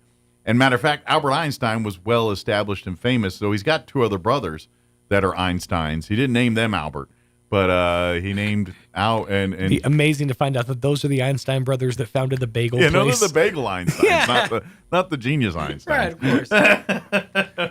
course. And his dad was a comedian / actor, comedic. He did a lot of radio and in early television. He was a staple at the Friars Clubs for many years. He dropped dead doing his set at the Friars Club. He literally killed at the Friars Club and then died. There's a story in the stand-up world about there's a guy who his whole bit was there was a bench on the stage and he would lay down and take a nap in between his sets and cover himself with newspapers. And he did a set, did it flawlessly, and then went and did his bit, laid down on the bench, and he never woke up. Oh man. Yeah, they had to like they didn't figure out, like, people thought he was just doing an extended time for the bit, and then they were like, no, something's wrong, and I think the same kind of deal happened at the Friars Club. First everyone's like bit, and they're like, oh wait, he's not moving. Yeah, had a heart attack, dropped dead right there. Crystal Noble going to join us here from the Humane Society. Waiting incredibly patiently. Yeah. She's like, you can talk about Albert Brooks all you want. It's like, I got my go-go juice. I'm good. So we'll get all good. So we'll get an update from her in just a bit. Before we do any of that, though, let's get you up to date on the weather. I'm meteorologist Steve Hamilton with your Pecos Valley weather. We'll be in the upper 60s to low 70s for the afternoon high today. A little bit of cloud cover hanging around for a while, but we should get plenty of sunshine this afternoon. Overnight, just a few clouds drifting through, and we're in the low 40s. Thursday looks pretty good. Some sun and some clouds, and our afternoon high in the low 70s. Friday about the same, but it will be a little bit cooler with mid-60s. That's your latest forecast. I'm meteorologist Steve Hamilton. Thank you, Steve. Currently, let me get to my weather. Currently 48 degrees here in Roswell. Humidity is at 89%. Winds are calm at the moment. Looks like most of the fog's burn off, but you might see a little bit lingering here till about 11. The sun will come out. It's already out here, but partly cloudy for today. High of 67. Winds will be out of the southeast at around 5 miles per hour. Fog rolling in after 9 p.m. this evening, otherwise mostly cloudy. Overnight low 42 degrees. South winds at around 5 miles per hour. Thursday, mostly cloudy, 75 for a high tomorrow. Southwest winds 5 to 10. Friday, partly cloudy with a high of 67. Winds out of the north 5 to 15 miles per hour. For the weekend, mostly sunny, 68 for your Saturday. Sunny and 71 for Sunday. And then Thanksgiving week next week starts getting breezy. Sunday night into Monday. And temps definitely will be in the low 60s. But we're pushing, like Monday night, 34 for an overnight low. So it's going to be getting colder. When we see our overnight lows drop back down to the 30s, it's going to be getting cold. Yeah, and I think Tuesday our high is near 60. So enjoy your warm weather this week because it looks like it's going to be a little colder for next week. All right, it is 8:20. We're going to take a 3-minute break, and then Crystal will officially join us here from the Roswell Humane Society. Don't go away. You're listening to Mornings with Mike Winters. Martine's Capital Cafe in Roswell offers authentic and highly rated New Mexico food. Explore their amazing menu featuring huevos rancheros or asado with eggs or their green chili stew. And you can't forget their award-winning green chili cheeseburger, all made from scratch using their finest and freshest ingredients. Open for carryout with curbside delivery or limited dine-in. Just call ahead 624-2111. Martine's Capital Cafe, always pleasing the most refined palate. Open Monday through Saturday from 6 a.m. to 8:30 p.m. at 110 West 4th in Roswell. Hey, Jennifer from Trustmark Roofing. Trustmark is one of the only roofing companies that's also a licensed commercial and residential general contractor. Wow. I know, who cares, right? Well, you should care. You see, a licensed roofer can install a new roof on your home, but really can't handle structural problems underneath. So if your roof needs reframing or your chimney needs a water-diverting cricket, you may need to call a licensed general contractor. And coordinating two companies for your roofing job can get costly and messy fast. As a licensed roofer and general contractor, Trustmark can install a stunning new roof on your home and handle structural issues. This saves you time, money, hassle, and even makes it easier to file an insurance claim. Call today for your 20% off coupon for our spring roof and gutter maintenance service. 575-755-ROOF or visit us at trustmarkroofpros.com. Trustmark Roofing, we put people first. Oasis Computers has been Roswell's trusted source for home and small business computers for over 30 years, and they continue to be your best resource for computer repairs, operating system upgrades, web root managed antivirus, special orders, and more. Oasis Computers is now open from 8 to 1, Monday through Friday to better serve you. Service calls by appointments and after-hour appointments are available too. Stop by Oasis Computers at 1703 North Garden or call or text 575-625-9141 for even faster service. A dining set is the staple of family gatherings. It's where you spend holidays, where you help your kids with their homework. It's an entertainment setting for game nights or new recipes. Your dining room is a centerpiece of style and design. This is Melanie from Glenn's Furniture. Here at Glenn's, we bring quality to the modern dining room. Our selection is extensive with clean lines and subtle curves, from traditional to contemporary with wood or stone tops. Stylize your dining room at Glenn's on Union and Alameda, where delivery is free since 1953.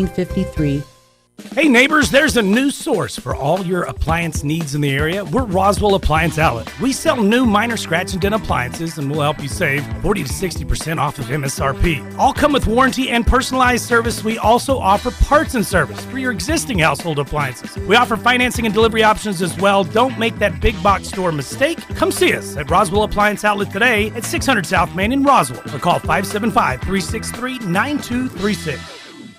Here's a Mornings with Mike Winters fun fact. Slugs have 4 noses, but no fingers to pick them. Here's Mike Winters.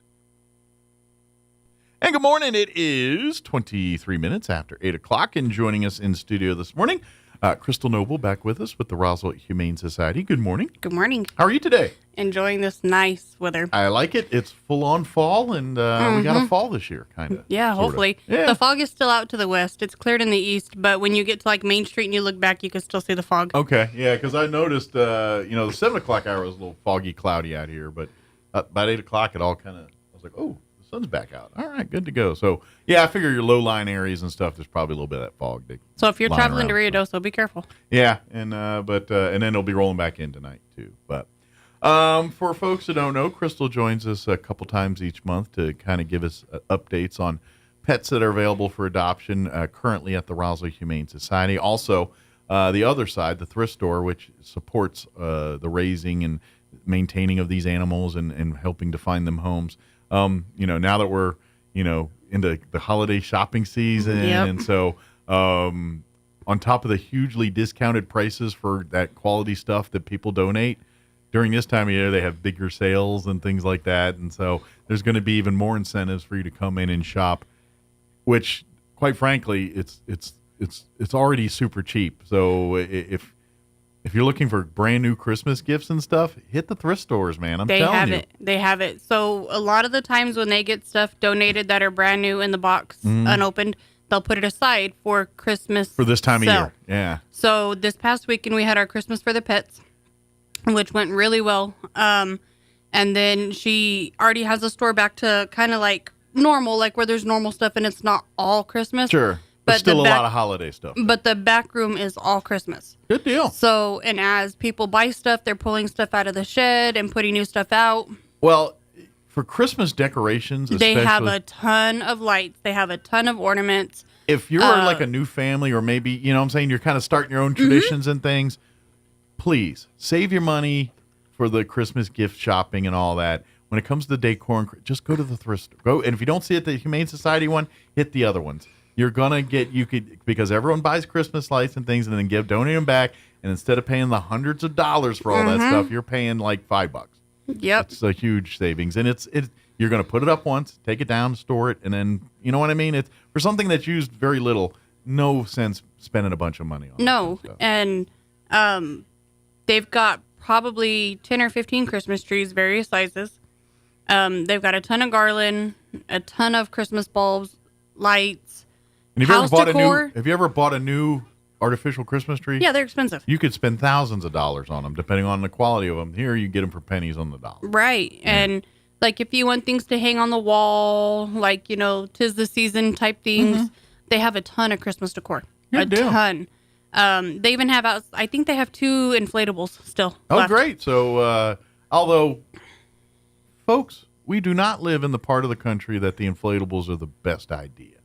We just don't live Our here. wind. Okay, so you can rock like the 4-foot ones, but don't get them 50-foot ones because our winds are gonna rip them out. Yeah, it's just a waste of money. Those things. I mean, I love them too as much as the next person, but our environment is not ideal for those babies. We are not conducive. But they do have a lot of Christmas stuff, and they still have more stuff in the sheds. Good deal. So as everything is coming out and selling, they're pulling more and more out. Their goal is to sell everything Christmas related we have this year. Good deal. They're clear it out. They're trying to clear out, start fresh for next year. Good deal. And they have a 3-tier rack that's right as you go into the book room for the thrift store. That's got just a bunch of like unused, brand new items that would be good for Christmas gifts. Awesome. They had a brand new pair of UGG boots donated. Oh dang, UGG boots are $200-$300 I'm about to a say, pair. yeah, they're 3 figures at the low end. Yeah. So, and they had them marked for $10. Wow. And you don't have to tell nobody. What size were they? 8. 8. Any size 8s out there need some new Uggs? You better get on down there now. Well, they were already sold. Oh, they're gone. But like that's what I'm saying is like me, I'm not a Ugg person. So if somebody gifted me Uggs, I would have to politely accept them, and then they'd probably either be regifted to one of the kids, or they'd go to the thrift store. Well, and in all fairness, Uggs are for people that live in the mountains, colder weather. You know, we live in the desert. Our daughter wears them all year round. I'm like, what is wrong with you? Well, those people are not normal. No, she's not. She's not. So, but you have those people that think, oh, it's 150 degrees outside. Let me put on my Uggs. Yeah. No, but they have a lot of stuff that's brand new in the box, unopened, unused, or opened, and they're like, I don't really like that, and set aside. Brand new. Yeah. That you can buy and gift to somebody and not spend thousands of dollars on Christmas and only spend like maybe $200-$300. Absolutely. And so please come to the thrift store. And also, I say this every single time too, if you're young professional just getting out into the world, and let's face it, your life up into this moment consists of your various shorts, t-shirts, and sweatpants. And you need clothing that is more professional. You need some dresses or need some suits that or some dress slacks and shirts that are more appropriate for the business world. You ever go to a brand new any store, doesn't matter, even a discount store, and buy that stuff brand new? It's very expensive. Suit coats, the dresses, everything's expensive. And next thing you know, you spent more than your first paycheck just getting a wardrobe that you can wear to work for 1 week. Right. Go to the thrift store. They have a ton.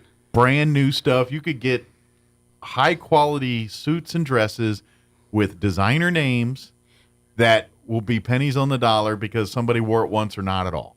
Yesterday, when I went over to go talk to the girls at the thrift store, they were showing me a dress. They're like, "You want a dress?" And I was like, "No." And so she hands me the tag. It still has the tag on it, brand new, $140. Wow. Then I'm looking at this dress and I was like, maybe like $1.40. And she's like, whatever. It's like, where's the money go? I mean, Yeah, a lot of material here. There really wasn't, and it was kind of like a see-through lavendery color. I was like, yeah, no. But and then if you have Christmas parties coming up and you're doing like an ugly sweater thing, they've got a ton of Christmas sweaters. They've got a ton of Christmas clothing. They don't spend $100 on an ugly Christmas sweater No, online. you can go get them at the thrift store for like $2-3. Yeah, exactly. But they even have the men's, the Christmas suits that they've had out the last few years. Oh, yeah. Where it's the pants and the jacket. The onesie kind of deals? No, it's like the pants, like slack pants and a jacket. Oh, the matching Christmas suits. Yeah. Yes, like they're all candy canes or yeah, well, this one has Santa something. Claus and reindeers on it. Gotcha. Okay, so if you need an ugly suit for the holidays. Right. Or, well, one man's ugly is another man's beauty, I guess. But it's I told John, I was like, "You want a suit?" And he just looked at me and I was like, "I'm going to take that as a no." But they have a lot of stuff. I would like to see John in here in like a candy cane suit or Santa Claus I'm going to suit. make him wear his Raider bib overalls on the 20th or whatever when we come on the 20... later this month, Monday. Yeah. Yeah, when we come at the end of the month for Roswell Seed, I'm making him wear his Raider bib overalls. All right. A treat I will eagerly await. So...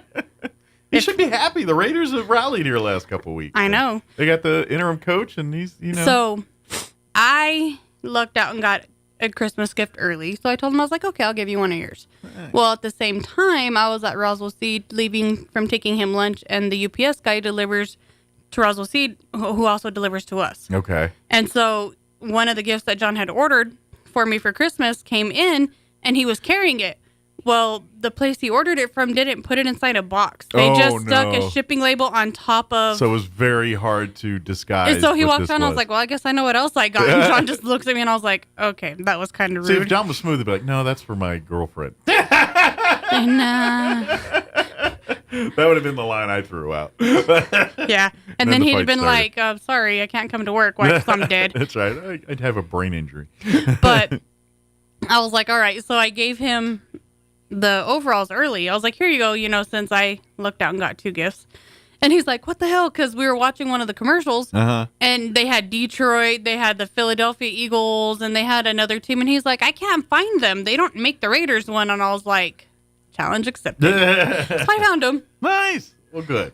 Well, we look forward to seeing him in his Raider overalls. I have to go get them hemmed because they're that much too long. I'm like, good God, who's that tall that buys these things? And John's not exactly 7 feet tall either. He's a shorter man. Yes.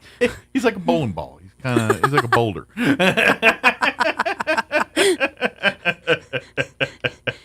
He's dynamite. Yeah, he's like a compact punch.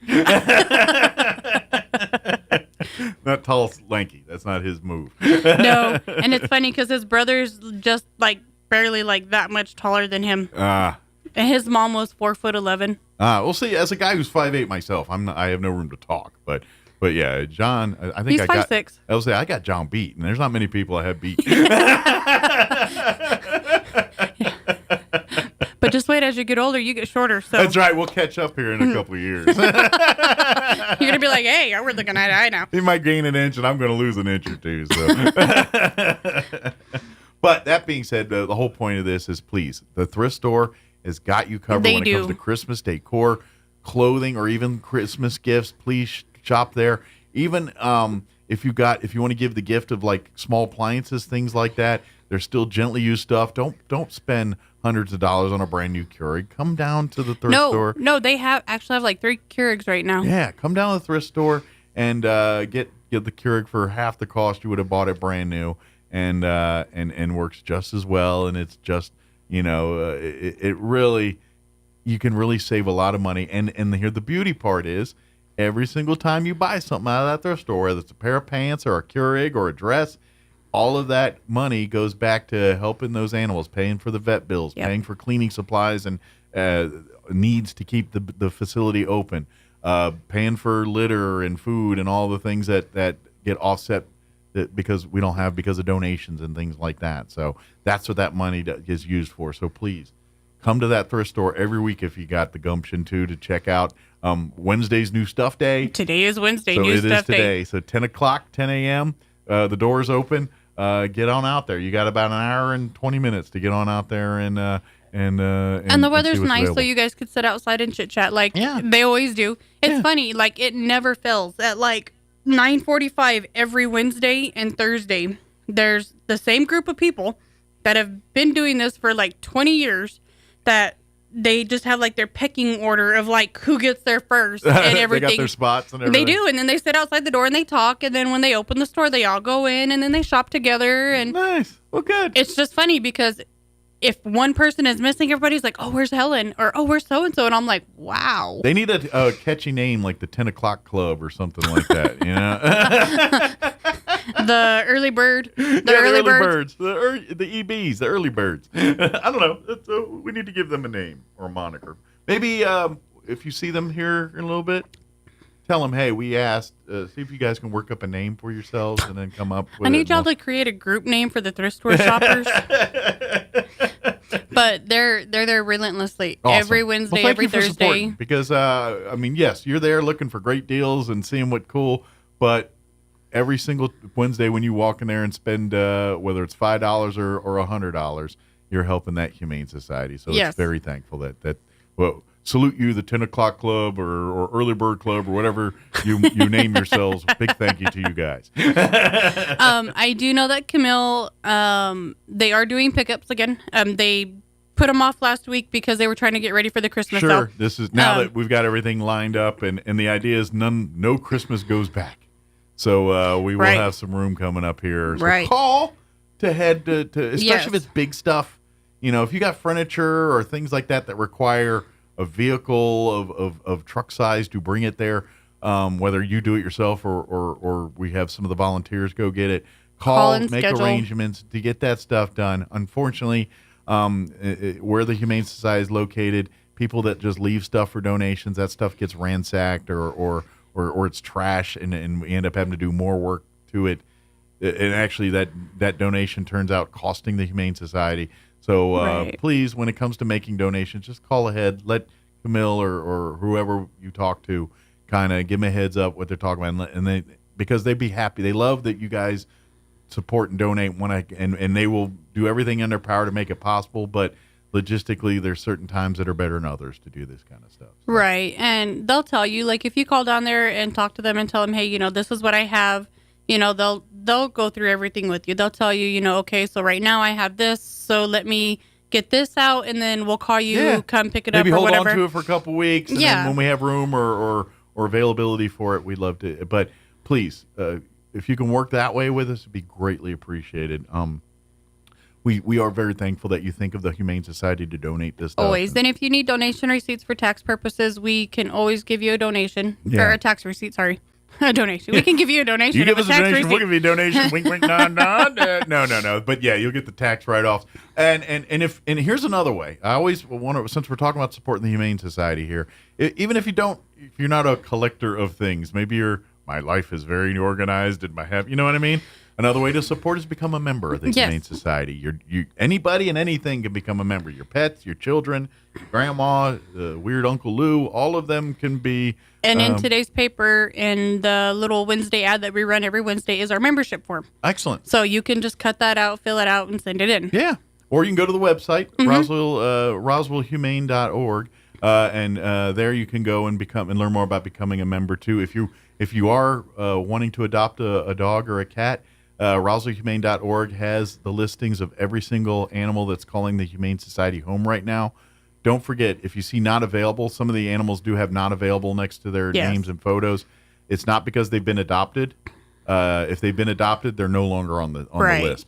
It's because they're in quarantine, because they're either too small, they're trying to make weight, or they're new to the facility and they're getting their they're in quarantine to make sure they don't have any communicable diseases that could infect the entire population. So they're, like when an animal comes new to the shelter, they want to make sure it's not going to A, get everybody else sick, but B, it's healthy in and of itself. So sometimes they get put in quarantine to kind of determine those types of things. So the only time an animal enters a shelter and goes directly into general population is if it is an owner surrender that has a full history of vaccinations. So you know exactly where this dog So has we been. know exactly what vaccinations it's had, what it needs or doesn't need.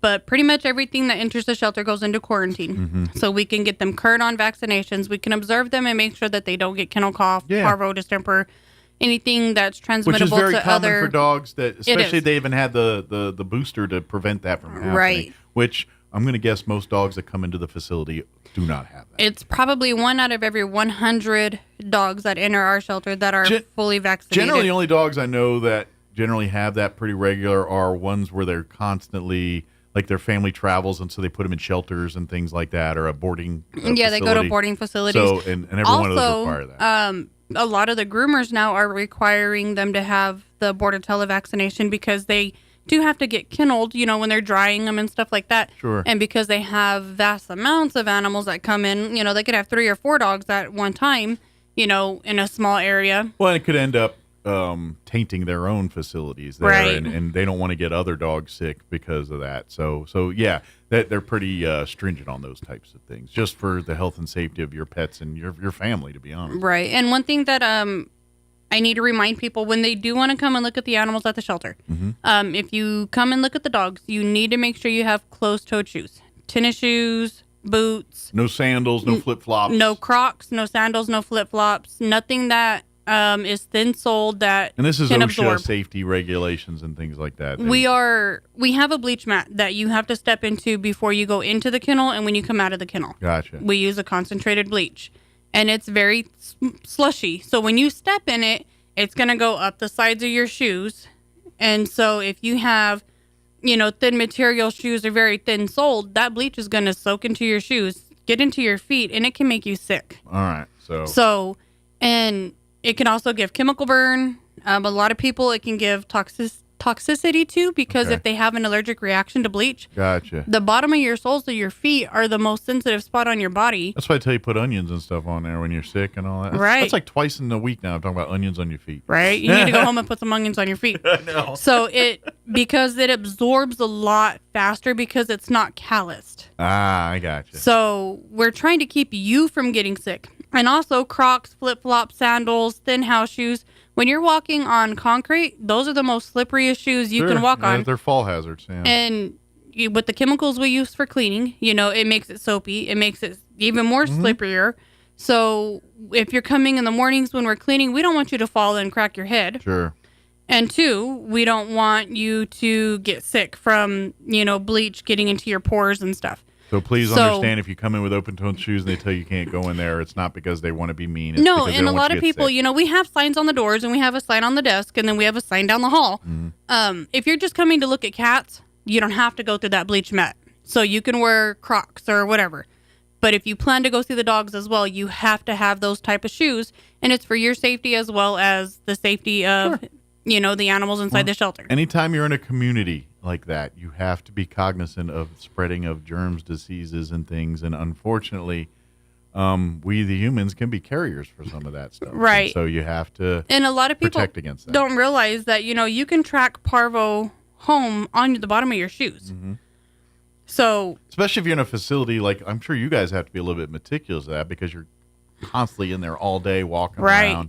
So when you get home, most of us don't come across that many animals at one journey of our life here, so we go home and we're fine. But for people like yourself that spend all day with these animals in a group setting, I imagine you have to be a little bit more meticulous about what you do coming in and out of your own home. I use a special laundry sanitizer that gets for any time I wash laundry, whether it's mine or John's, it doesn't matter, to sanitize the laundry just in case. If for any reason we have a dog that breaks with parvo, I have a change of clothes at work that I can change into, throw those clothes in a bag, and then I go straight home and they go right in the washer with that sanitizer. Wow. So, yeah, you're not joking around. No, because even though my dogs are fully vaccinated, the vaccinations are not a guarantee that your dogs cannot get it. Sure. It's just to help prevent them from getting it. And if they do get it, it's a lesser strain. Like, it's not as strong as it would be if they didn't have the vaccination. Gee, was curious. Do you know, like if your shoes or whatever or have the bacteria on it, like what's that lifespan? Like, will it live on there for days or hours? It can. Okay. It can live up to days. So I didn't know what kind of lifespan that stuff has. So when we go into work, we have the bleach mat, and we're in and out, in and out, in and out. So we're in the bleach mat, out of the bleach mat, in the bleach mat, out of the bleach mat. When I get home, my shoes go off. Gotcha. And then I have house shoes that I wear around inside the house. And it's just for the safety of the animals in my house as well. But, like, if you go to the park and let's say somebody's dog started to shed the virus and you track through that area at the park, you've tracked it from where the dog shed it through the rest of the park and home to your animals. Interesting. So never wear your shoes inside your house. Have a pair of shoes that's right outside the door that you can, flip into and change into and walk inside. Or put a bleach mat outside your house and start dunking your feet in a bleach mat before you enter your house. So you are not transferring anything inside your house, and it also helps keep you from transferring anything to anybody else's house. They need to bring back Mr. Rogers, because we all learned that lesson with Mr. Rogers. He always came in and changed his shoes and changed his cardigan to another cardigan, and then... Yeah. And but good tips, especially if you do have pets in the home. I mean, it's probably good anytime, but right. But particularly if you got pets in the home. Because of how we have our weather here, like, it's unpredictable, obviously, and it's never really freezing for long periods of time. We have parvo all year round, where typically we should only have parvo in the spring and summer months. Right. There's seasons in most places, but because our, I guess you could say, moderate temps. Yeah, we don't have... It's an incubation ground for them. Like, we would literally need to stay at freezing temperatures for 60 days straight. Where our nights are freezing and our days are barely above freezing to be able to help kill out. So what we need is what we had this summer, but the opposite of that in, like, December. Where we had, like, back when we used to have real winters. 160-degree days for, like, 2 months in a row. We need that in the winter, but below freezing for equally as long. Right. Gotcha. Because the virus is in the ground, because that's where animals shed it. Gotcha. Is in the ground. So it's in the soil. If you have an animal that's broke with parvo at your house, you need to treat your yard, your front yard, your backyard, your side yard, inside your house, and then don't bring another animal home that's not fully vaccinated for 6 months. Wow. Because it can stay dormant for 6 months. And then once the temperature peaks a certain temp, it's live and activated again. It can go dormant. Sure. Which makes sense on why, like, couple years ago when the parvo outbreak hit, all the shelters really around. It wasn't just Humane Society, but all of them were having issues. And Roswell, and this is why it's so Artesia, serious. Yeah. Carlsbad, Hobbs, Clovis Portalis, like, we all got hit and everybody very was hard. quarantining and shutting down and trying to save as many animals as they could from this. But it's nasty. So a modicum of an ounce of prevention here might just save you a whole headache of work. And it's really, a lot of people think, oh, well, it's going to be all of this work. It's really not hard. If you go to the dollar store or Walmart and you buy powdered bleach, that's all you need to get is powdered bleach. And sprinkle it over your yard to where you can see it lightly. Deep soak that into your yard. That's it. And that'll kill all the do parvo it once bacteria. A month. If you've had an animal break with parvo at your house, do that once a month for at least 5-6 months. And that'll help keep it from coming back. And that'll also help keep anything from re-tracking it into your yard. Birds can carry it and drop it in your yard. Flies are infamous for it. There's other ways other than you tracking it home that it can come into your yard. So it's just, and it doesn't do anything to your grass. It doesn't hurt your yard. If you've got bugs in your yard, it'll help kill them too. Nice. So a little bonus. Yeah. And imagine too, now that I think about it, you know, like your little fertilizer spreaders, just pour the powdered bleach in that thing and just you let it sprinkle it around the yard there, and then hit it with the water afterwards, and you should be good to go. Yeah, deep soak it in for maybe about 30 minutes. if you know it's going to be a rainy day. It needs a good deep soak. So if we know it's going to be a heavy rainy day, sure. Yeah, maybe do it before you like, oh, it might rain today. This would be a good day to do that. And let the rain soak it in, especially if we get our half hour, 3 inches of rain at one time situation. We're pretty good at getting those. Yeah. But it's a simple preventative. It's inexpensive. Depending on how big your yard is, I say inexpensive. Sure. If you got 50 acres, that might cost you a bit to do all that. But if you've got 50 acres and your dog roamed your 50 acres, well, I'm sorry. Yeah. I don't know. Your dog's got an awesome life, man. You got 50 acres of roaming. I would say try to order that bulk online. There you go. But for the typical size yard for most houses where people live, the residents, it's inexpensive to help keep that preventative down. Mm-hmm. That makes sense.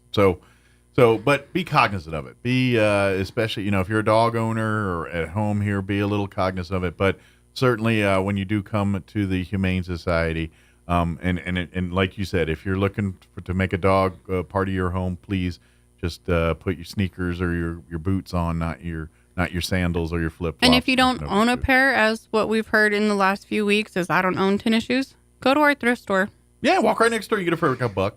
Yeah, get walk in. Get a pair of tennis shoes. How does someone not own closed shoes? If you own shoes and things, there's got to be at least one pair you own. I mean, come on. I mean, we're not Hawaii. We don't have. It's not 80 all the time. You do need protection. So, but if you are one of the few people in this county that do not own closed-toed tennis shoes or boots, go to the thrift store. Absolutely. And when we'll help you out here. Is there anything else we want to make sure we covered, or we get it all? I think we got it all.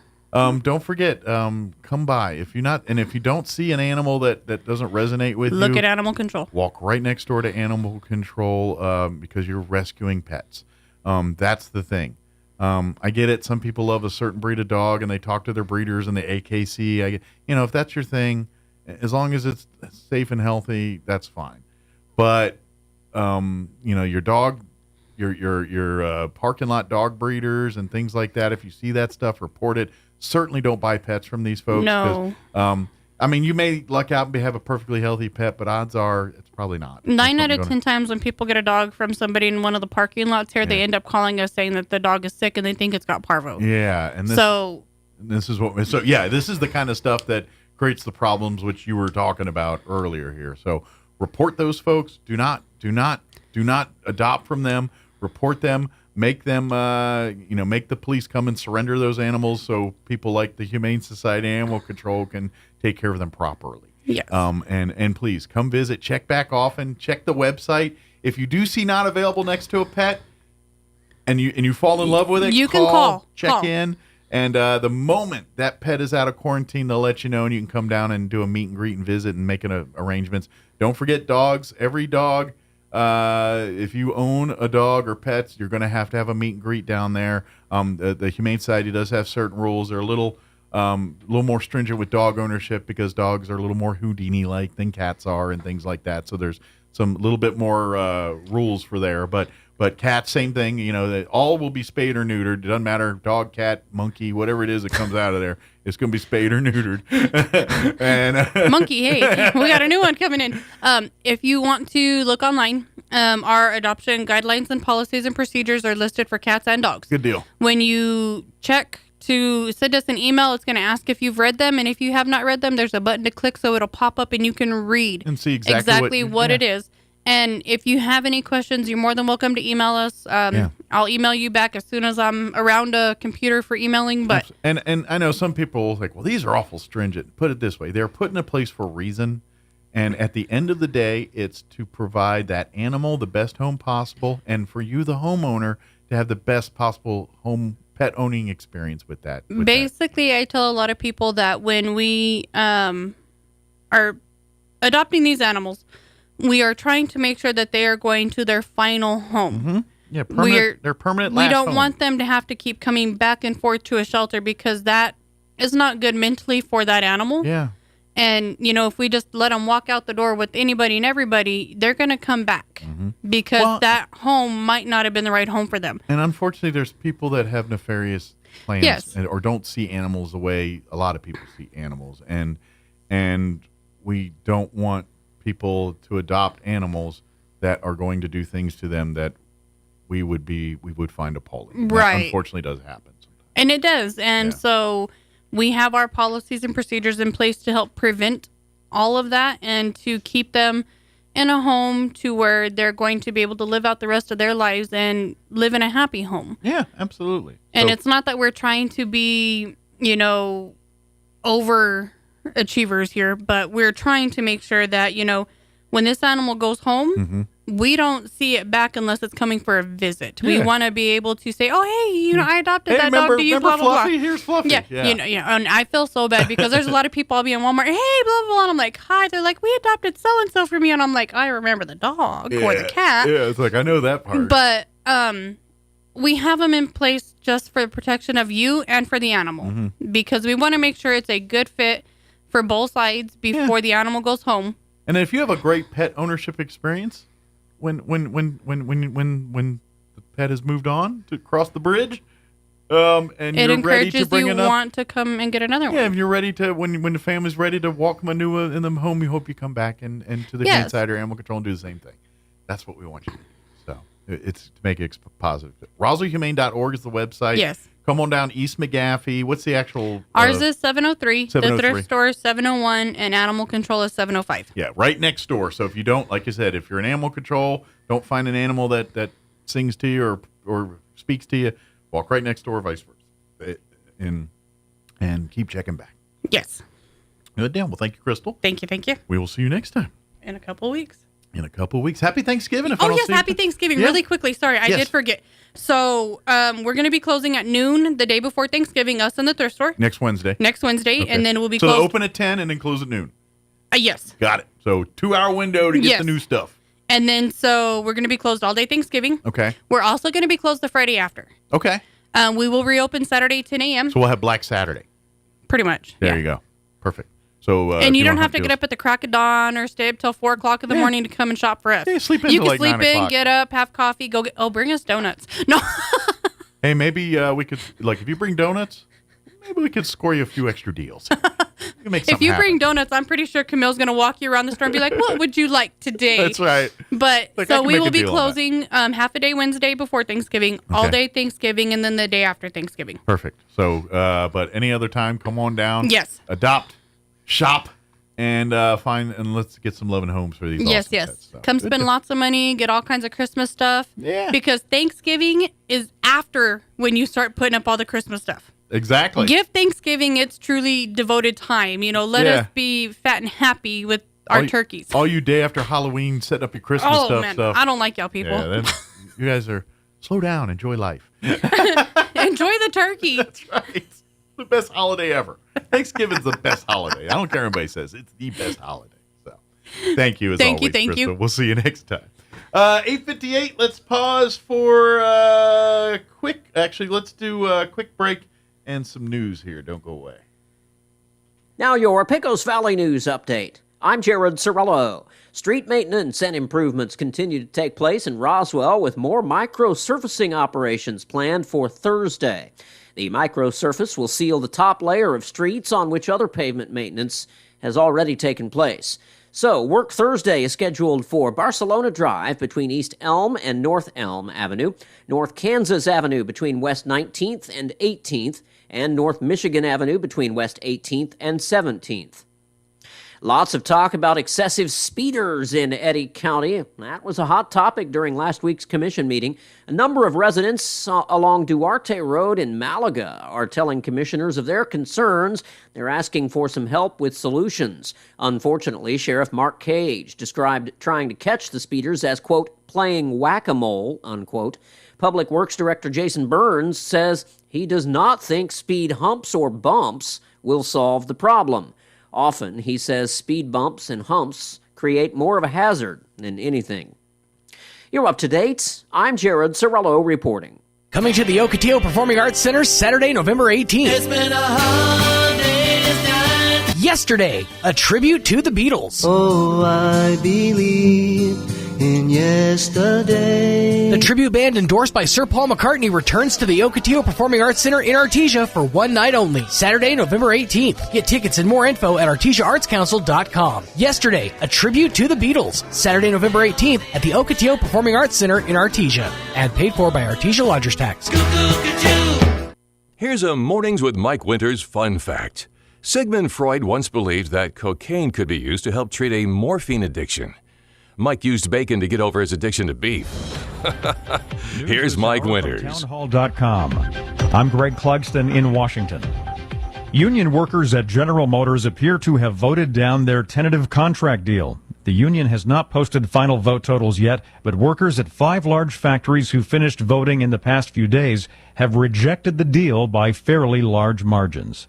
Americans cut back on retail spending in October. The Commerce Department says retail sales declined 0.1% last month after increasing by 0.9% in September.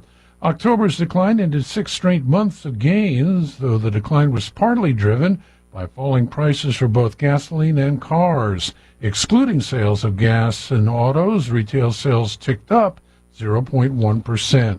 Correspondent Jeremy House says the government today also reported that U.S. wholesale prices fell sharply last month as inflationary pressure continued to ease after a year and a half of higher interest rates.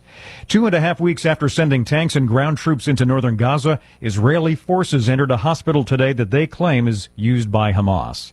The House overwhelmingly passed a funding bill that would prevent a government shutdown later this week. On this vote, the yeas are 336.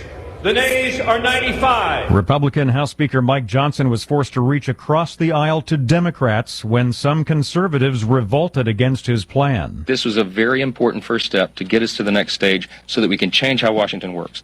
Things got heated on Capitol Hill yesterday during a congressional hearing. You challenged me to a cage match, acting like a 12-year-old schoolyard bully. Excuse me. Hold it. No, excuse me. GOP Senator Markwayne Mullin got into an angry confrontation with Teamsters President Sean O'Brien before committee chairman Senator Bernie Sanders intervened. The two men traded insults, but there was no physical altercation. More on these stories at townhall.com. Everybody wants cheap airfare, but where do you find it? You call Low Cost Airlines. Their prices are direct from the airlines, and they're so low you can't find these fares published anywhere. They specialize in cheap flights, discount hotel rooms, cheap car rental rates, and great package deals anywhere around the world. Wherever you want to go, they can help you get there cheaply and with a best price guarantee. If you want the lowest prices on your airline tickets or other travel services, call now. That's right, call. That's the only way to get these rates. Experts are standing by 24/7 to get you the cheapest airfare and hotel rates available. So don't wait. Call right now for the lowest travel prices anywhere and for great last-minute travel deals too. Call 866-755-5300. That's 866-755-5300. Again, that's 866-755-5300. Call us right now. Drop in illegal crossings at the southern border. U.S. authorities say that illegal border crossings from Mexico fell 14% in October from a month earlier. That's after 3 months that saw big increases. Arrests for illegal crossings totaled nearly 189,000 for all nationalities in October, down from nearly 219,000 in September, which was the highest month on record. After the resumption of deportation flights to Venezuela, arrests of Venezuelans fell by 45% and then dropped even further to 74% in the second half of October. That's when compared to those September numbers. I'm Lisa Dwyer. President Biden says his goal for talks with China's Xi Jinping is simply to try to get U.S.-Chinese communications back to normal after a rough patch. The two leaders are in California today, expected to hold talks starting in a couple of hours. News and analysis at townhall.com. U.S. consumers are changing the way they're spending money, especially when it comes to home improvement projects. It turns out Americans are focusing on smaller, less expensive projects at home, a change from several years ago when we were taking on major renovations, say the experts. Why? Well, we're more closely watching where we spend our money now as costs rise, and Home Depot sales are sliding as Americans wrestle with persistent inflation. But don't worry about Home Depot. Although revenue is down, they made $37 billion last quarter. I'm Rita Foley. Target is reporting better than expected profits for its fiscal third quarter, but the discount retailer is still facing a sales slowdown. A surge in prices for food and household essentials, although easing, has been taking a bigger chunk out of consumers' paychecks. More on these stories at townhall.com.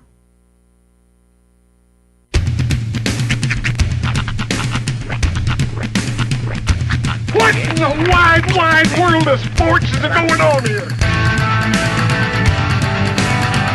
I promise you, whatever scum did this, not one man on this force will rest for 1 minute until he's behind bars. Now let's grab a bite to eat. Yeah, come on. I feel the hot wind on my shoulder and the touch of a world that is older. I hit the switch and check the number. I leave it on and then I slumber. I hear the rhythm ringing through it. Flamenco guitar and cumbia music. I hear the talking of the DJ. The devil listen, what does he say? I'm on a Mexican radio. I'm on a Mexican radio. Broadcasting live from high atop the J.P. White Building in downtown Roswell, New Mexico. It's Mornings with Mike Winters on 106.5 Roswell's Talk FM. Is that what I sound like when I talk? Now, here's your host, Mike Winters.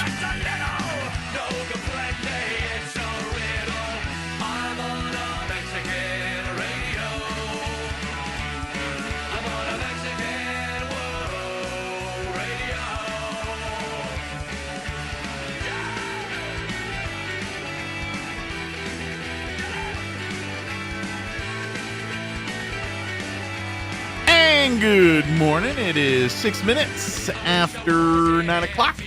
Welcome to hour number 3 of Mornings with Mike Winters right here on 106.5 Roswell's Talk FM. Happy Wednesday, everybody. Hope your day's going amazingly well. Don't forget, today, if you've already reserved your spot, today is the day that the Chaves County Federated Republic of Women are having their Veterans Day luncheon. Yes. They have their monthly meeting in the third Wednesday every month. And so this month on the Veterans, General Grizzle will be speaking. They're having, full Thanksgiving meal. And then I will do a few closing remarks. Oh, nice. We got some awards and things to pass out. Very good. As I had heard last week, I think they had close to 50 veterans that had RSVP'd for meals on. If you want to go still, shoot a message to the Chaves County Federated Republic of Women, see what they say. I don't know if they're completely closed on meals and things at this point, but shoot a message. You never know. The worst they could say is no, right? And the best thing to say is, yeah, come on down. Love to have you. So, but shoot a message to the Federated Republican Women, Chaves County Federated Republican Women Facebook page there, and shoot a little message there. They need you as a new recruit. Yeah, so I'm training so I can eat big at lunch today. Oh yeah, I'm in training right now for that. I got a little infuriated the last time I had, or the first unofficial Thanksgiving dinner I had this year. There was no cranberry sauce. Yeah, you were telling me. I was very aggravated. And then they had the turkey stuffing medley. I was so mad. I went to the store, bought a can of cranberry sauce. Just so you can have it. Went home and ate it hobo style. Nice. Cracked the can open and just fork in. Well, good news. I don't remember the price off the top of my head, but if you go to Farmers Country Market this week, you can get cranberry sauce on sale. Yes. Gelled or berry. Oh, how dare you. Don't you go whole berry on me. I'm just saying gelled or berry, so you love your gel. The thing I've always loved about it is it's a kit. It's a whole kit. Basically, you open the can, take the sharp can lid, clean it, of course, and then use the sharp can lid to cut slices of the cranberry sauce. It's an all-in-one kit. It's basically, if you look at a can of cranberry sauce, that's an MRE right there. There you go. Doggone right. Tastes about as good as some of them MREs too. You know what? Weirdly, it's funny because I go through these weird phases, and like I've done a few short videos, TikToks where I've sampled MREs, and one of the things that sort of got me hooked on as like watching all these MRE videos is sweetened condensed milk. You can actually get it in the tube. Do you eat like the whole MRE?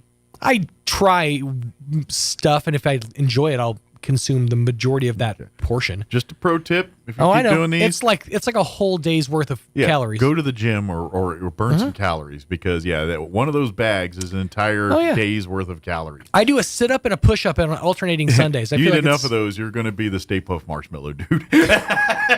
that and raising my legs to tie my shoes. I feel like I'm doing myself enough cardio. Yeah. It's fine. Yeah, that's a heck of a way to get fat. Oh yeah, eating. I'm like, really? How'd you get so big? MREs. Garbage, literal garbage. Man, you didn't even at least have fun doing it. You know? No, that's the thing. They're a blast. Well, you know what it is? Enough of them. I'm like, okay. if I'm gonna get morbidly obese with food, it's not MREs I'm doing a job with. Because you were forced to survive on them. You look at them through a different set of eyes, whereas I look at them as.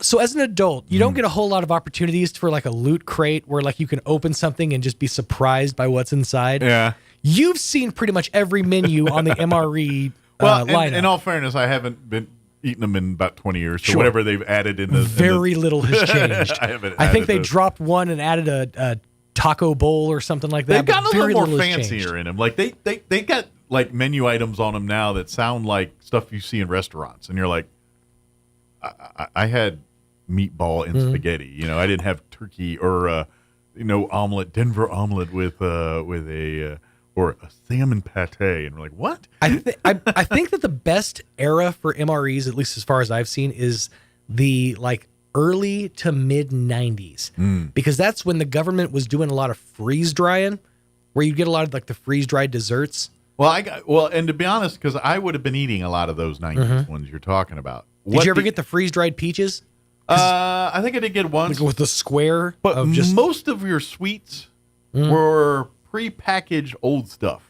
Right. Like they give you M&Ms. The M&Ms from like the 1988 Olympics. Yeah, but exactly. That's what, or Lifesavers. And it would just be dust. Yes. Yeah. Yes, that was a lot of times what was in there. Lifesavers is one thing. What's funny is as you get into these MRE videos, you go back and you look at some of these like the life raft or the the emergency eject kit for like airmen from back in the day. If you had to eject from your plane, the emergency like calorie kit was just like 5 packs of Charms candies. It was just to give you some form of caloric they intake. do. Matter of fact, at least when I was in, like the pilots, their ejection seats and everything, they do have a little survival kit. And I think at that time they had Hershey bars in it.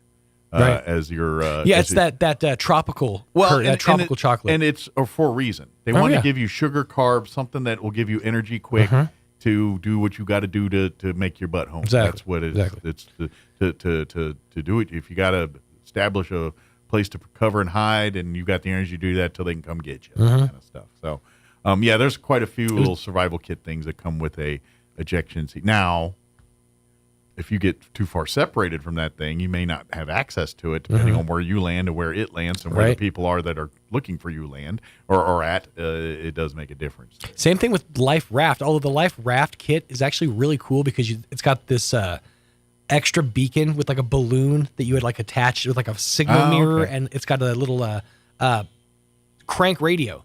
Maybe the Navy guys know more about that. So you could make we didn't have a lot of emergency calls out. It was really pretty interesting. We had tell you, the world of military rations is fascinating. Yeah, we had our thing. We had 2 styrofoam cups and some dental floss. That was our communications kit. Bidwell, can you hear me? Yeah, they fancied up. We got the bigger styrofoam cups, but over.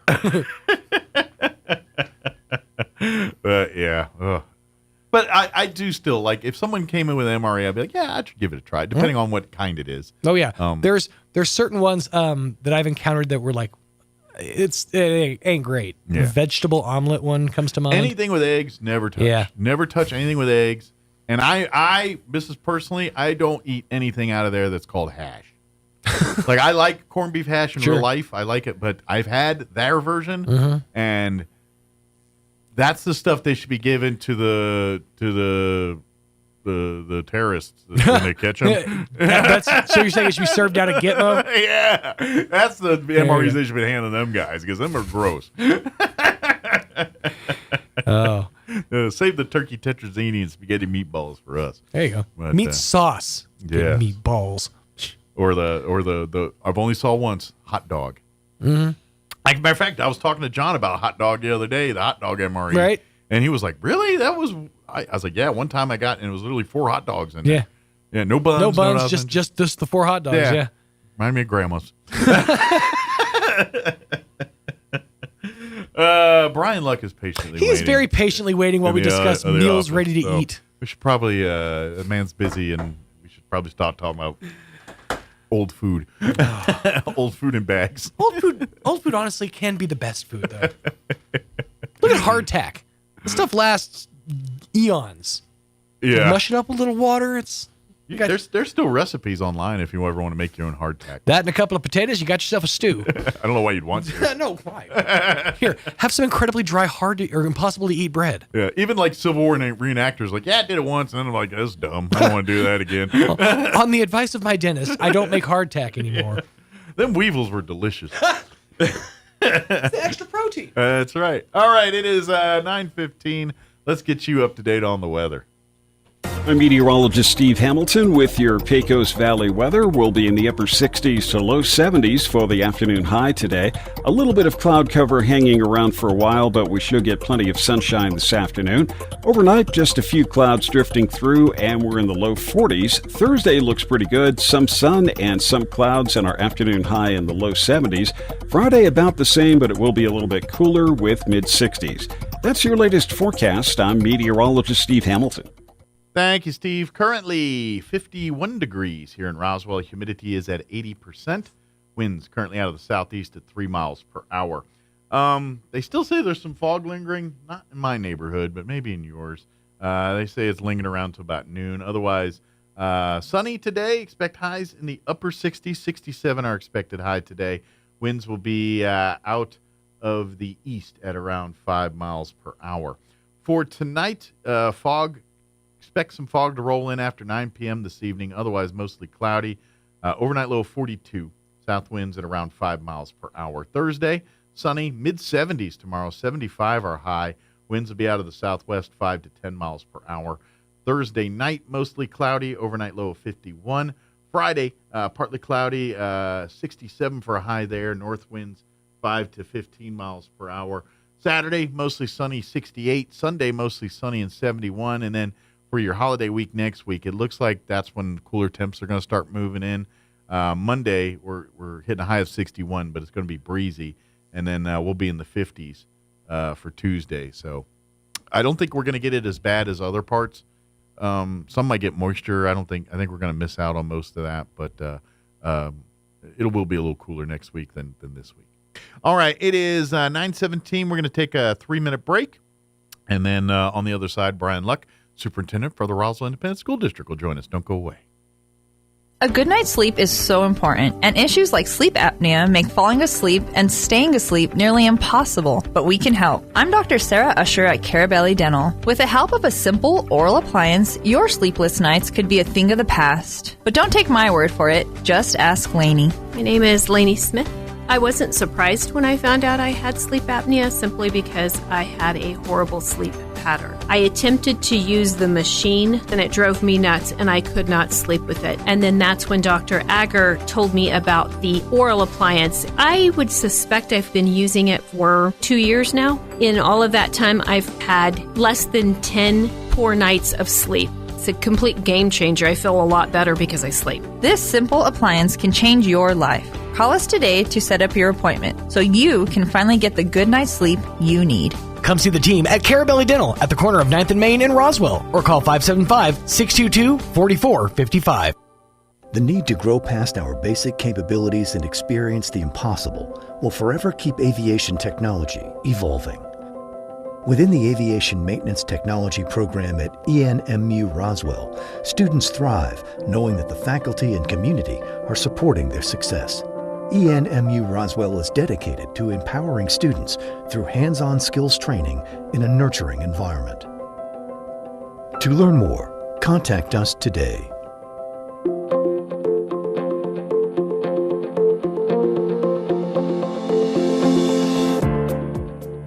Today we're going to give you the 5th key to a great marriage, taken from Drs. Les and Leslie Perot. Hi, this is Pastor Troy and Julie Smotherman for The Joy of Marriage.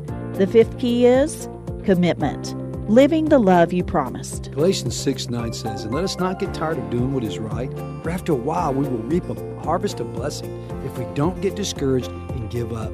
You know, one of the keys to commitment is just deciding in your heart, I'm never giving up on God, I'm never giving up on my marriage, I'm never giving up on my family. Commitment is a promise made and kept by two imperfect people. It's good for our kids to see that problems happen and we're committed to solving them together. If you want all 5 keys to a great marriage, you can go to our website at jomconference.com.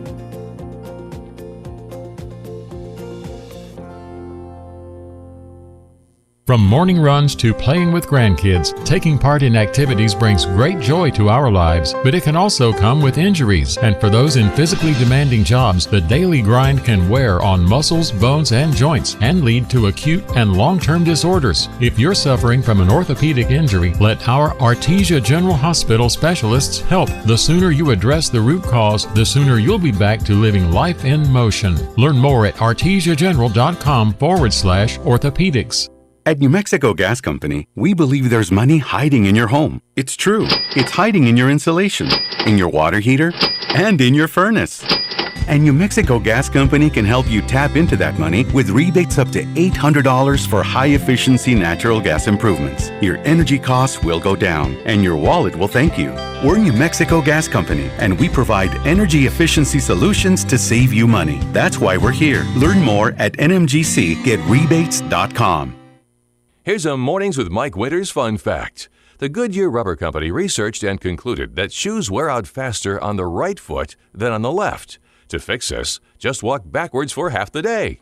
Here's Mike Winters. And good morning. It is 21 minutes after 9 o'clock, and joining us in studio this morning, Superintendent for the Roswell Independent School District, Brian Luck, back with us. Good morning. Good morning, sir. How's life at the schools this morning? You know what? Never a dull moment. Always. Well, when you got thousands of people on a given day kind of going through the motions and everything, you know, once in a while there's going to be an episode or two that need to take care of business. I call it job security. But things are, you know, that's the thing is I'm just happy that we're just doing school. We're just, you know, after going, I mean, I know, granted, we're out of COVID for a while now, but I'm sorry. The fact that we're just talking about school stuff and we got playoffs and everything, and we don't have to worry about, well, masks and separations and who this, where, and can you go, but you got to go on the third Wednesday of the, you know, what all that nonsense. Yes, sir. All of that's done, and we're just doing school. So to me, it's all victories. It is. It is. And I think it's interesting because every now and then you just kind of remind yourself, and it might make some of the struggles that you're going through now a little better. Absolutely. A little easier. I mean, still fun to go through. Absolutely. Love it. Yeah. But now we're getting, you know, now it's getting, of course, this time of year, people got Thanksgiving on the brain. You know, it is playoff and championship season here right now for volleyball and football and the fall sports here.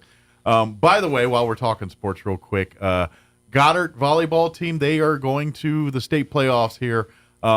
We will have the games on audio or audio only online. Okay. For volleyball. Kelly McDonald is going up, and he'll cover the games Thursday for Goddard. Okay. Coach Deck, Chris Deck, is going to go up Friday. Good. And so he'll join Kelly. And if they need to keep going into Friday and Saturday, Chris is going to call those games. Kelly is Friday night or Saturday morning or whenever he does his thing is going to leave Albuquerque and head to Deming to call the Roswell game. Yeah, it's on the way back home. It is. It's on the way. It's on the way. You know, if you were in the Western Hemisphere. And so he's going to call the Roswell game, which unfortunately we cannot bring you video of.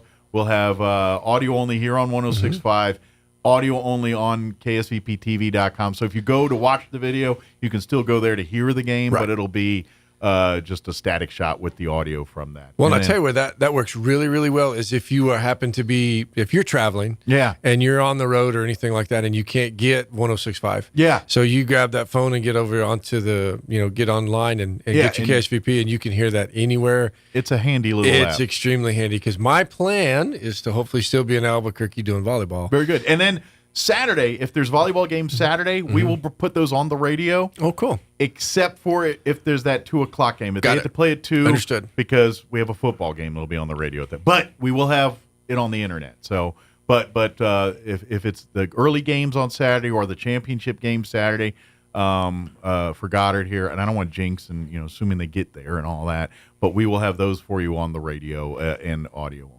Well, and I'll tell you what, since you brought that up, I'll take again, and we hopefully do this all the time, just to thank KSVP and Gene, as far as being able to showcase our kids, put them out, get it where people can watch them, they can listen to them, grandparents, parents that are traveling, different things. I mean, I've had people tell me multiple times that, I was in East Coast, and I missed my son's this or my daughter's that, and that's my favorite part of doing all this. Yeah, it's like if you're here local, you should be at the Wool Bowl. Yes, Friday sir. night. You should be there. Wearing your blue, wearing your red, rooting on your team. That's where you need to be. But I get it, family or work schedule, life happens, and not there. And so when you have the grandparents or Roswell and Goddard alum that have now gone on to other aspects of their lives and they're living in other parts of the world, and our Artesia broadcast, our Roswell and Goddard broadcast, every time there's folks, hey, I'm enjoying the game from North Carolina, or I'm enjoying the game from England or something like that. Well, and we've seen the Institute. You guys do games at the Institute, or you've done Veterans Assemblies. And they really have a world footprint. Oh, yes, or parades or different things. And like I said, I know he gets thanked, but I don't think he could ever get thanked enough. And well, Gene literally, if it wasn't for Gene Dow, Gene is that guy that he has hobbies. He's into model railroading and things now. He's picked that up. But he lives, breathes, and eats, sleeps radio. If he has nothing to do, he's worrying about radio or doing something with. This is his passion, right. and I love radio, and I do. But I at some point I like to go home and live my other life, and family and things. It's all one thing with him. He just loves the radio that much, and grew up in. His dad was a radio guy, and so it's what he knows. Well, and I don't know what this has to do with schools, but I want to say thank you to Chris White, Chris Deck, Kelly McDonald, Art Sandoval. And the reason I want to thank them is I have listened to a lot of radio broadcasts of high school sporting events. And the thing that I like, and I think this is probably, under Gene's tutelage, is, they're very complimentary of all kids. They're not going to, you can definitely tell that they are the cheering and the hometown announcers. But at the end of the day, when they see a play that's a good play, they'll acknowledge that, and I really, as a parent, I mean that means a lot to me, because. Well, I'm glad you say that, because we, as the radio side, we get that too, and I agree that not every radio broadcast and every station and everything there are always like that, and sure, we want our coaches, our announcers, because most of them are coaches when they're not announcing, right. Yes, they're all educators, and we want them to cheer for Roswell and cheer for Goddard and give you that, but at the same time, they understand it. These are kids. These are high school kids. It does not matter that they are for a rival team that you're like, I can't stand Team X. These are high school kids. This is a learning environment. It still is that. And so we're dealing with 16, 17-year-old, young men here and women and all the other sports and things. And so they get that and they understand that. It's like, granted, Roswell, Goddard, they're bitter rivals, but you know what? Most of them are friends. They're buddies. Oh yeah. They probably hang out in the same neighborhoods together. They were on the same youth soccer teams or the Roswell Youth Football Leagues, things like that. They're all there, and so we all get that, and everybody's family and all that. And sure, we get it. And the other side is referees. We were very stringent to say, look, we get it, referees, but we don't. These are mostly volunteers. Yes, they get paid, kind of. Right. I mean, but they're really volunteers, and they're people doing it, and they're already a thankless job because they got the audience and parents and everybody ready to rip their heads off. Last thing we need to do is have it on perpetuity on a video that, look at this clown's call here. You know what I mean? Yeah. That's not how we try to do that. So. No, and I think as far as our town, and knock on wood, we have really pushed the strikes, as far as with the NMA, that we're very cognizant of what could happen with any of our sporting events, whether that be a high school or a mid school, and we're trying. We also recognize people are human, but again, our town has always come through for us, and the district does a great job of getting that and that's a tip to your folks is just even despite the hurdles and things, we get it. And at the end of the day, how they do things, it is for the greater good of simpler things. But I get it. You're just like, I just want to give you $8 and walk into a game. How can I do that? Yeah. And I know in the world we live in, it's Actually, it's not $8. If you don't get that rumor started, please. What is it now? It's not $8. It's like $7. It might be $8. Okay. We went to a digital ticket. Okay. And part of the fee in all of that is a digital ticket fee. But I know even that has been a really nice transition for us, and we get a chance to track our sales. But we also do a old fashioned, paper ticket and activity ticket. So Britt Cooper, Mika Trujillo have done such a great job, and we take it personal. I mean, whether it is seventh grade whatever or varsity level state competition, they all mean the same to us. Absolutely. And we just want to make sure that we have a safe, clean environment for our kids to play in. Absolutely. and with officials, and that they get a chance to compete, because that's the most important thing. Is they've practiced, and to let them get their chance to shine. Absolutely. And all I can say is keep supporting the community. Come out to these events. We obviously during COVID, we tried to pick up some of the middle school games to put on there, because people couldn't go to the games, and so we don't have the resources to do that all the time. But I do remind you, you need to get out there and support these kids when the middle schools and the junior JV teams and they're playing Saturday afternoon out at wherever, whether it's DeBrenham or out at Cielo Grande or wherever whatever sport they're playing or whatever it is, support that stuff. Get on out there and root them on, because it's pretty fun to watching these kids play their sports and do their thing. That's right. And but B, it really does. It does make these kids better. It gives them better tools to when they are adults, they're able to handle.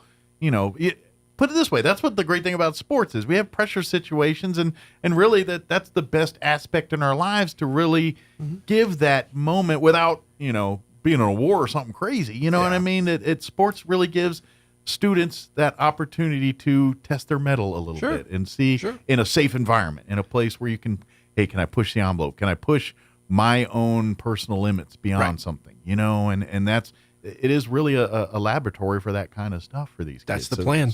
So support it and cheer them on. And when they fall and get hurt, you pick them up and dust them off, and you support them so they can go do it again and get it right the next time. Absolutely. That's what you do. You bet. I don't know how we got there, but what started with tickets and I'm sports. good with that. Again, it is that time of year. It's that time of year. Everyone's got sports on the brain. So, but we will have the game for you on the radio. Okay. I would love to see mass buses Saturday morning getting to head to Deming, New Mexico to go fill the visitor side of that stadium there. Right. I will tell you, that is the biggest crown of a field in all of New Mexico sports right there, is that field in Deming there. You literally sit on the 50-yard line, and it's about 8 feet higher than the end zone. Well, maybe we'll see the 50-yard line as we're going by it. That's right. Hopefully not spend a lot of time there. On our way to the end zone, and hopefully we can only see it about, I don't know, however many times it takes us to get to 50. So. But it's kind of a classy old school stadium that I really like. I've never been to the football field. I've been there a couple times, and it's one of the few grass fields still in the state. Most teams play on a turf of some kind now, and it's literally the neighborhood stadium right there. It's obviously a little smaller than our Wool Bowl and things, but it's got the grass, it's got the press box. It feels like a Friday night, and it's got a good vibe to it. Sounds like a cool environment for us to go get a win. Yeah, absolutely. Granted, it'll be a Saturday afternoon, but get on out there and support them. So, well, hey, segue. Yes, let's change gears. Supportive. I just want to thank the voters of Chaves County. Our bond passed, our mill levy passed. Yes. And I cannot say thank you. Got the new school board members, too. Got a new school board member. Want to thank anybody that pitched their name in the hat, whether they stuck around for the whole election or even just volunteered there for a while. And I hope the people that did not win stay involved. Absolutely. Please come to the meetings. Please it takes all of our parents. All of us need to support the board to help them navigate and make our district the best in the world. Yes, sir. Yeah. We're going to get to move forward with some additional projects now. So we've got Mesa Middle School wrapping up construction, hopefully with the remodel somewhere near December, which is ironically next week, and then or week after next, and then shift our main focus onto Nancy Lopez, and then on to Mountain View. So we've lined them up, and good deal. The voters have given us that luxury, and we are moving forward with. So that's kind of the final stretch of this. We're getting there. We're Big getting project overall. Yes, sir. By the time we get done, it'll be time to probably start over again. You betcha. So the two the last two that we didn't have in the hopper were Mountain View and Washington Avenue. So that gave us the opportunity to move forward with where we are on those two projects. Again, thank you to all of my predecessors for laying out a very good roadmap for me to follow. So Absolutely. I appreciate that greatly. Yeah, thank you for voting those capitali, the mill levies, this district and all the districts here in New Mexico here. Every single one of them use them, and really we're very thankful that voters, I don't think I saw any that did not pass. So I'm glad to hear that we in New Mexico want to support education as much as possible here. Yes, sir. And even if you don't have kids in the system, this is the best way you can ensure that because those kids that you're supporting, even though you don't have one of them, they're going to be your mayors, your city councilors, your business owners. These are the people that make your life better. Yes, Give them sir. all the tools to do that. Make our education system, instead of, I'm tired of New Mexico being 50 and 49 in this stuff. It's time for us to do better, and it starts at this level, not in New Santa Fe. No, and I think as far as a town, I think we've acknowledged that if we're going to do this, it's up to us. Absolutely, it's up to us. Now, I won't. I would be remiss. I'm also not willing to go to the taxpayers and ask for what I'm going to be able to get from Santa Fe. Sure. So, I mean, I think we would be reckless if we didn't take advantage of the opportunity that provides. But I think because they're just going to waste it somewhere else. We might as well get it some good stuff. If you know. I didn't say that. I did, but it was me. But I do know that we're very happy that passed, and kind of gives us an opportunity to take a deep breath and continue moving forward. Absolutely. So thank you very much. Absolutely, for that. This is a good thing, and please continue support when you see these bonds and things, which you will see in future elections here. We will. And had our Veterans Day celebrations last week. Yeah. Had a big party at Goddard. Had another one the very next day, Friday at Roswell High. Middle schools were doing Oh, my stuff. goodness. I saw Mountain View. I actually got to go to a veterans walkthrough at Washington Avenue where they had people bring in different items, lots of clothing, lots of photos. I had an individual ask, and nicely they were just like, well, why don't you take off Veterans Day? Why don't the kids get that as a holiday? And my comment was, I said, you know what? I said, if we take it as a holiday, they're home. Yeah. And I don't know what they're doing. I said, but if we go to school that day and we really focus on the service aspect of what veterans have done for us, and we let the schools do their different individual events, I said, I really think we get more bang for the buck on that one. And to be honest, that feels more in the spirit of what this day is about. What Veterans Day is about. It's not designed as to be a day for a day off. Right. You know what I mean? It's designed to remember and honor our veterans, and we also use it as a tool to educate the younger generations the importance and value of the veteran, and because let's face it, the generation that we're trying to educate on it, they're going to have to do the same thing that some of these veterans have done, and if they're not there to do it and inspired to do it, where is this country left with us? So that's why Veterans Day is so important. It is. I've not been to one yet, and even the time that I was at Goddard, that you didn't have a service member that was their first time to be at one of those. And some of them have been carrying around emotions and I don't want to say the word baggage, but baggage. Yeah. And it's such a neat experience to let kids that were not even thoughts when these people were going through some of the things that they were going through help our veterans kind of wrap up that. And it also reminds us that veterans are the same as you. They grew up in the same neighborhoods and towns you did, enjoying and watching and liking the same things you did, and they made a decision to say, I want to preserve this for my kids' kids. That's right. To have that, and that's so thank you to the schools for Goddard, Roswell High, the middle schools. I love that they go over the top with these things and turn it into a rock concert. That's the way it should be. Yep. We are veterans, and I would feel this even if I wasn't a veteran, because I just grew up in that background in my life and my family, and I understand, and I've seen, me personally, I've seen what happens when you don't have the freedoms and luxuries that we have in this country. I've seen how people live that don't have that. Right. And quite frankly, I want what we have.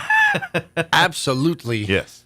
Absolutely. So anyway, moving on from that, but thank you to our veterans that came out. Thank you to our teachers and staff and administrators that put these elaborate events together. We are very appreciative of your efforts. So thankful. So, hey, we had a board meeting. Yeah, by the way. Why I'm here. No, we had a board meeting the other night, Monday night. Again, we're doing our meetings second Monday of the month. That's messed us up a couple times, but just a really good meeting. So, November meeting, lots of kind of tying up some loose ends, getting ready to go into the new calendar year. I mean, it's not a fiscal year for us. Sure. You'll be worrying about that here in that's coming first of next year here. A 30-day legislative session, and then we're off and running. It's game on. It's about February. It's going to get hot and heavy with that one. You bet. So had some recognitions. One that was really, really cool was the defensive coordinator for Roswell High, Mr. Art Bolaños, and he is a recipient of the 2023 Frank Broyles Award. And there's a very lengthy description of it, but basically what it is 35 states participate in this, and so Coach Bolaños was nominated and selected for Assistant Coach of the Year for the state of New Mexico. Nice. And a great man, a great family. I feel like that's long overdue, but I'm so glad that they got that honor. It's such a neat deal. They had a chance to honor him before the Goddard-Roswell game. Typical Art fashion, he was in the locker room getting ready with the kids, but we had a chance to honor him the other night. That's how most people like that are. They're busy doing what they do to get the award in the first place. Yes, sir. Had just some regular updates for us. We went through some data a little bit, talked about some of the surveys that we've been having to do, and the board actually came back later with a letter to the public education department that basically said, slow down on some of this and utilize the board as the controlling entity of the school district instead of just peppering the districts with different things. So Sure. I appreciate our school board for reaching out to Dr. Romero at the public education department and saying, hey, our job is we're 5 duly elected people, and let us run our bill. Absolutely. Let us run our district. Well, and it's all about perspective in things. There's a reason why certain entities have certain responsibilities. It's because they're in a position to address and deal with those things. And let's face it, our board is probably better equipped and better advised to handle these things than someone from the public education office on that,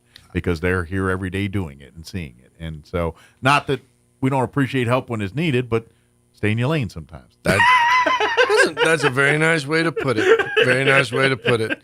Had a really cool presentation from 7th grade teachers and students the other night. We've tried over the last 3 board meetings to kind of highlight some different areas. So like we did pre-K, we did elementary school. The other night was mid-school. Probably going to wrap that up in December with a high school overview. And it's just a kind of a collage of what you can expect, or what a day's like, or what a curriculum looks like in under 10 minutes. So the kids that came did a really good job. The teachers showed up. Like I said, it's really nice, that we were talking about it. And I made the comment, I said, these teachers aren't stressed because all you're asking them to do is just come in and say what they do. Mm-hmm. And, they're more than willing, more than welcome, they're ready to do that at any moment. And the fact that they just, it's like old news. They just roll it out and it's ready to go. And they did a great job with that. Had a neat chance to kind of get to talk to some kids and listen to them a little bit. So did that. That finished up our recognitions and our informational items. Had a opportunity to go through some action items.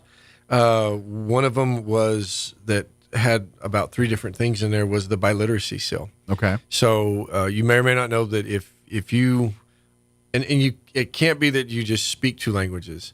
So to get the biliteracy seal for your diploma, you have to be proficient. Gotcha. Which means you have to check all the boxes and do all the work. And it's not just Spanish. I mean, there's German, there's any other language. There's more than 2 languages on the planet. That's right. You can do that. And so as a board, that's been one of our goals. I don't think Klingon qualifies for some of you folks, though. That is not an acceptable language. Klingon is not one of them. That would be hard to recruit for. I bet we've got some people that can speak it, though. Probably. And then as we allegedly, of course, who's going to check? As we get closer to Thanksgiving, they're probably more prevalent. Yeah, I'm fluent in Pig Latin. Does that count? No, I'll send recruitment over for you. Okay. Oh, never mind. I can't do that right. Never mind. Oh, Mike.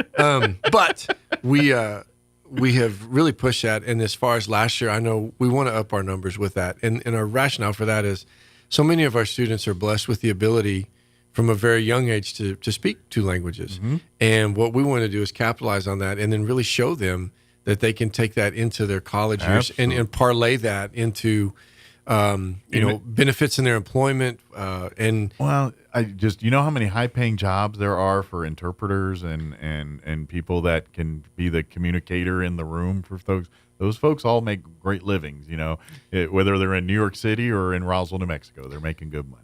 Well, it's a hidden gem. Yeah, I'll say that. And so as a board, they wrote a resolution that basically proclaimed that this is something that they're really going to work for. Yeah, we have a couple board policies. Folks, if you're blessed with that ability to have 2 languages and stuff, embrace that, enhance it, grow it, and it will serve you well the rest of your life. You bet.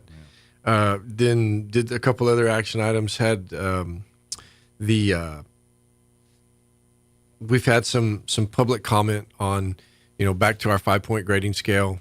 We took that back to a policy committee. Policy committee did a little bit of work. They brought back a recommendation to leave the policy as it is. The board was a 2-2 vote as to whether they accept the policy committee's recommendation or not. So it is staying like it is for right now. Gotcha. And then, like I said, just conducted regular business with the board. Had some cool donations. East Grand Plains has a book fundraiser that they're working on that they needed to bring before the board. Just basic, like I said, just basic business of the district. Good deal. We're getting ready for Thanksgiving break. Did want to talk about that just real quick? Yes. Wednesday through Friday. So it's interesting. I don't have the exact date or the exact year, but for forever we would go all the way to Wednesday. Mm-hmm. And Mr. Gottlieb, I can still remember the day that Mike came in and said, we're going to get Wednesday off. And then calendar committee, a couple superintendents later said, you know what, we want that full week off. Mm-hmm. And so we were fortunate and we were able to get the full week off. My wife does miss the full week. I tell you what. And I imagine a lot of people. And they do. And my comment on the back end of that is it's either the full week of Thanksgiving or the week after Memorial Day. Sure, yeah. So when we submitted our calendar this last year, unbeknownst to us, they were not allowing us to go backwards in days. So for 2 years, we had taken advantage of some money that was on the table, and we extended our days 10 days. We submit the calendar last year. It's kind of a long story, but at the end of the day, you can't go backwards days. So we needed to recover. I think at the time it was 5 days, and 2 of them that were, I would say, some low hanging fruit were the Monday, Tuesday of Thanksgiving, and it's not the end of the world, but it's also and I know we've had a pretty long haul to get to here. The kids are getting there, the teachers are getting there. The weather's not helped us at all the last couple. But there's weeks. Other days that would have been probably a little more difficult in the schedule of people's if we took those away instead, where at least you have a Thanksgiving break still. Now, maybe some of like Fair Day, that's not a day we can keep that now because things like that. So we've used our Fair Day as a community day. We've used President's Day as a community day where we've asked the schools to have some, what I would say would be out of class assignments. Mm-hmm. You go and you participate in these things and you write about. So we've been able to count those days. Sure, President's Day, obviously, around the holiday of which it's intended to be. And it was interesting because when you're looking at like 1-for-1 days, it was Christmas break, it was spring break, and I was like, of course, Fair always falls either Indigenous People, Columbus Day, whatever you want to call that day, and so you use that as an opportunity to educate there on that too. So. But we had the 2 days last year. We're going to have the 2 days again this year. And it looks like, unless something major changes, those 2 days are going to be incorporated into that's going to be school. That's the schedule here. So we're working on calendar for next year. We've started that group. And again, we don't foresee any major changes, but we're sitting right at about 193, 194 days. And that's what we're going to be tasked with again for next year. So to end by Memorial Day, you've got to start. When you do. While we're talking days real quick, I know like Albuquerque and them have ended like snow days and all that stuff. Is that something that we've talked about here, or is that we can? Okay, I didn't know if that's something that considering or and the logic behind it is, you have the Chromebooks and things. They don't need to, they can do their work at home that day. Well, what's kind of the thoughts this district's doing on that kind of stuff? So it's more of a state thing. So I'm actually fixing to meet with the principals to talk about that with them. Okay. So when they cut out our money and said this is the amount of money, this is the amount of days that you will participate in, it was days. It was not hours. So in the good old days, you had to hit 1080 hours, and we were always over. So anytime we would have a snow event or any type of anything else that caused school to be canceled, we still had enough hours to kind of banked up some. We had enough hours to fulfill our requirements. So kind of like your sick leave for exactly. employees and things. So the legislative decision last year was basically that's the days. So if and when we have to shift into a cancellation of the school day, we will shift into some type of a remote learning event. Good. And we have about 5 or 6 different things that can count. To be real honest with you, I don't think they've eliminated anything that would count in that situation. Okay. It's not that we're going to say, well, you mandatory have to report, you've got to log in, you've got to do this. Right. But it could be you need to check in with the teacher. You've got an assignment, it's in your Canvas account, which is the account that the kids use. Or for some of the younger grades, it could be something as simple as we sent home a review set of work about a month ago, things that we don't normally have the time to practice on a day-to-day basis. And on your remote day, that's what you do. We're going to focus on that. You work on these 3 things. Now, it's interesting, I can see both sides of the parents of, well, why should I have to do that with the kiddos? But at the same time, what I need them to remember is if we were back under 5 years ago's type regulations, the kids are going to be home anyway. Exactly. So we're not going to chance bad weather. We're not going to chance people getting in car wrecks, etc. Yeah, they can still play in the snow. Just spend a couple hours working on schoolwork that day. Exactly. There's a lot. Mr. Burris had a video of a team building an airplane as it's trying to fly. And that's kind of what it feels like. Yeah. There's a lot of new to this, but the other day when the weather was getting a little prickly and we really hadn't rolled this out yet, I was getting a little worried because the last thing I want to do is have to report to PED that we canceled the day and that we didn't have the ability to go remote learning, and they say you owe us a day. Right. And that I don't think you don't want that to happen. That doesn't bode well for anybody, but that's coming. So I know and that Albuquerque story was about a month ago. Yeah, that's why I was news. seeing all that and talk about it. And I was like, I was reading. I was like, well, this is going to be the way the state goes. I'm just kind of curious where our district was on that. The other thing I want to ask you real quick before we go, we do have a new school board member that has been recently elected in there. Because for folks that don't know, once you're elected, you got to go to school to learn to be a school board member. When's that process for this new member? That is in December. Okay, and we'll be reaching out to our new member and get him there, and then we'll get him on board January. Yeah, good deal, and be up and running. And, so for right now, they're probably spinning their wheels a little bit at the meeting because obviously they're smart and can figure out what's going on. But as far as what board members can do, policy things like that, this is the kind of stuff they're going to learn in their training. Yes, sir. It's. You run for office and you think, I'm going to change the world. And then they say, well, these are the things you can change. These are the things you're going to take a little bit more work to change on. And they have to learn that. Tell you what, we're pretty blessed here. We've got a real, and have always seemed to have had a very solid core. So even as you transition from this board member to that board member, as a whole, the entity seems to still maintain a very positive level. Yeah.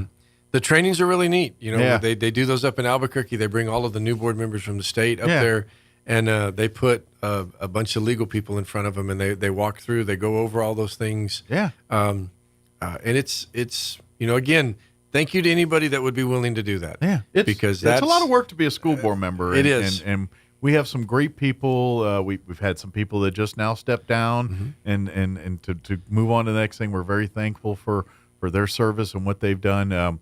Especially some of these folks, they were there for the COVID. They saw the worst, probably the worst scenarios that you could ever see as far as a board as a member of the board here. Right. They were faced with those challenges. So we are so thankful for their service and the people that continue to serve. So we wish our new board member, hopefully it doesn't scare you too much when you get up there learning all this stuff. It's interesting because everybody up there's in the same boat. Yeah. So when they're going through their training, it's pretty neat to watch. Yeah. Well, good deal. Do we get it all, Brian? I think so. Got Thanksgiving break, got Christmas coming up, the early release on the 22nd. This is the year that we have the majority of our break at the back end. Gotcha. Versus the front end. I was not real popular for that.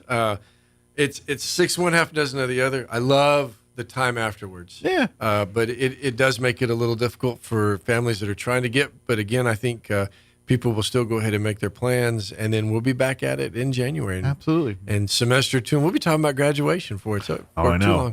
I gotta be honest. I feel like it's too early to be talking about Christmas break and Thanksgiving and all that stuff. But I'm like, didn't we just start school like a week ago? Wasn't it summer last week?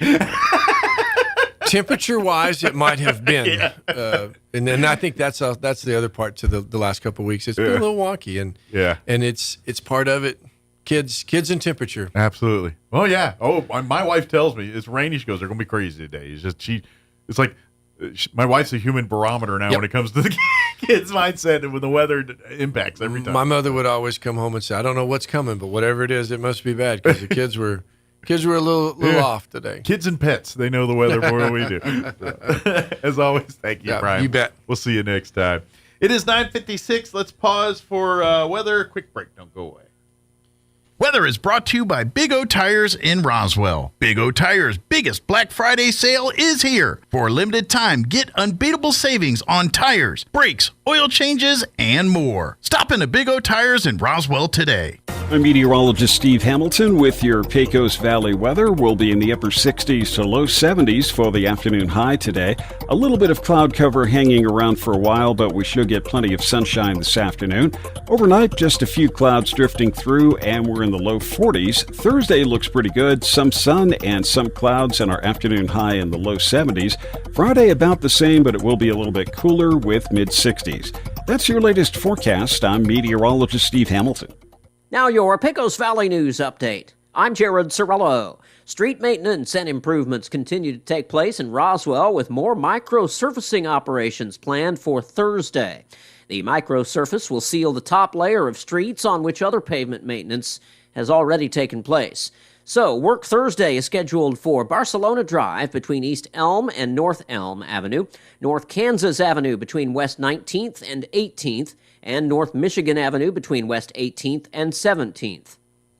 Lots of talk about excessive speeders in Eddy County. That was a hot topic during last week's commission meeting. A number of residents along Duarte Road in Malaga are telling commissioners of their concerns.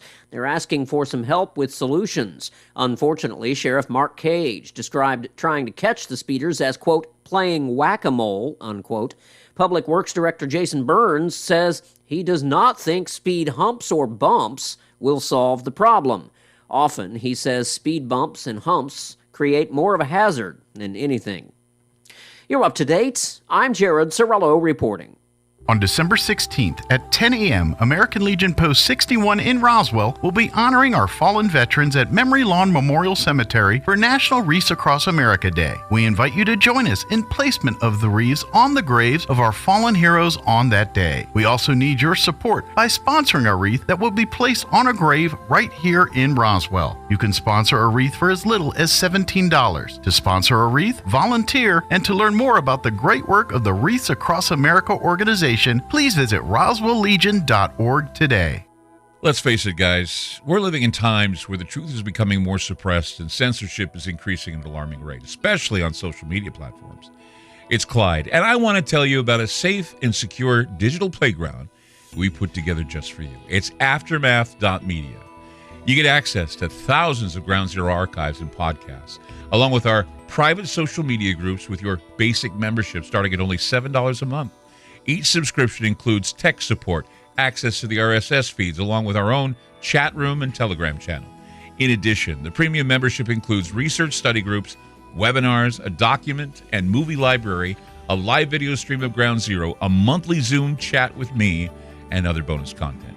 Be sure to check out our yearly specials as well. Sign up today while you're thinking about it. Sign up at aftermath.media. Again, that's aftermath.media.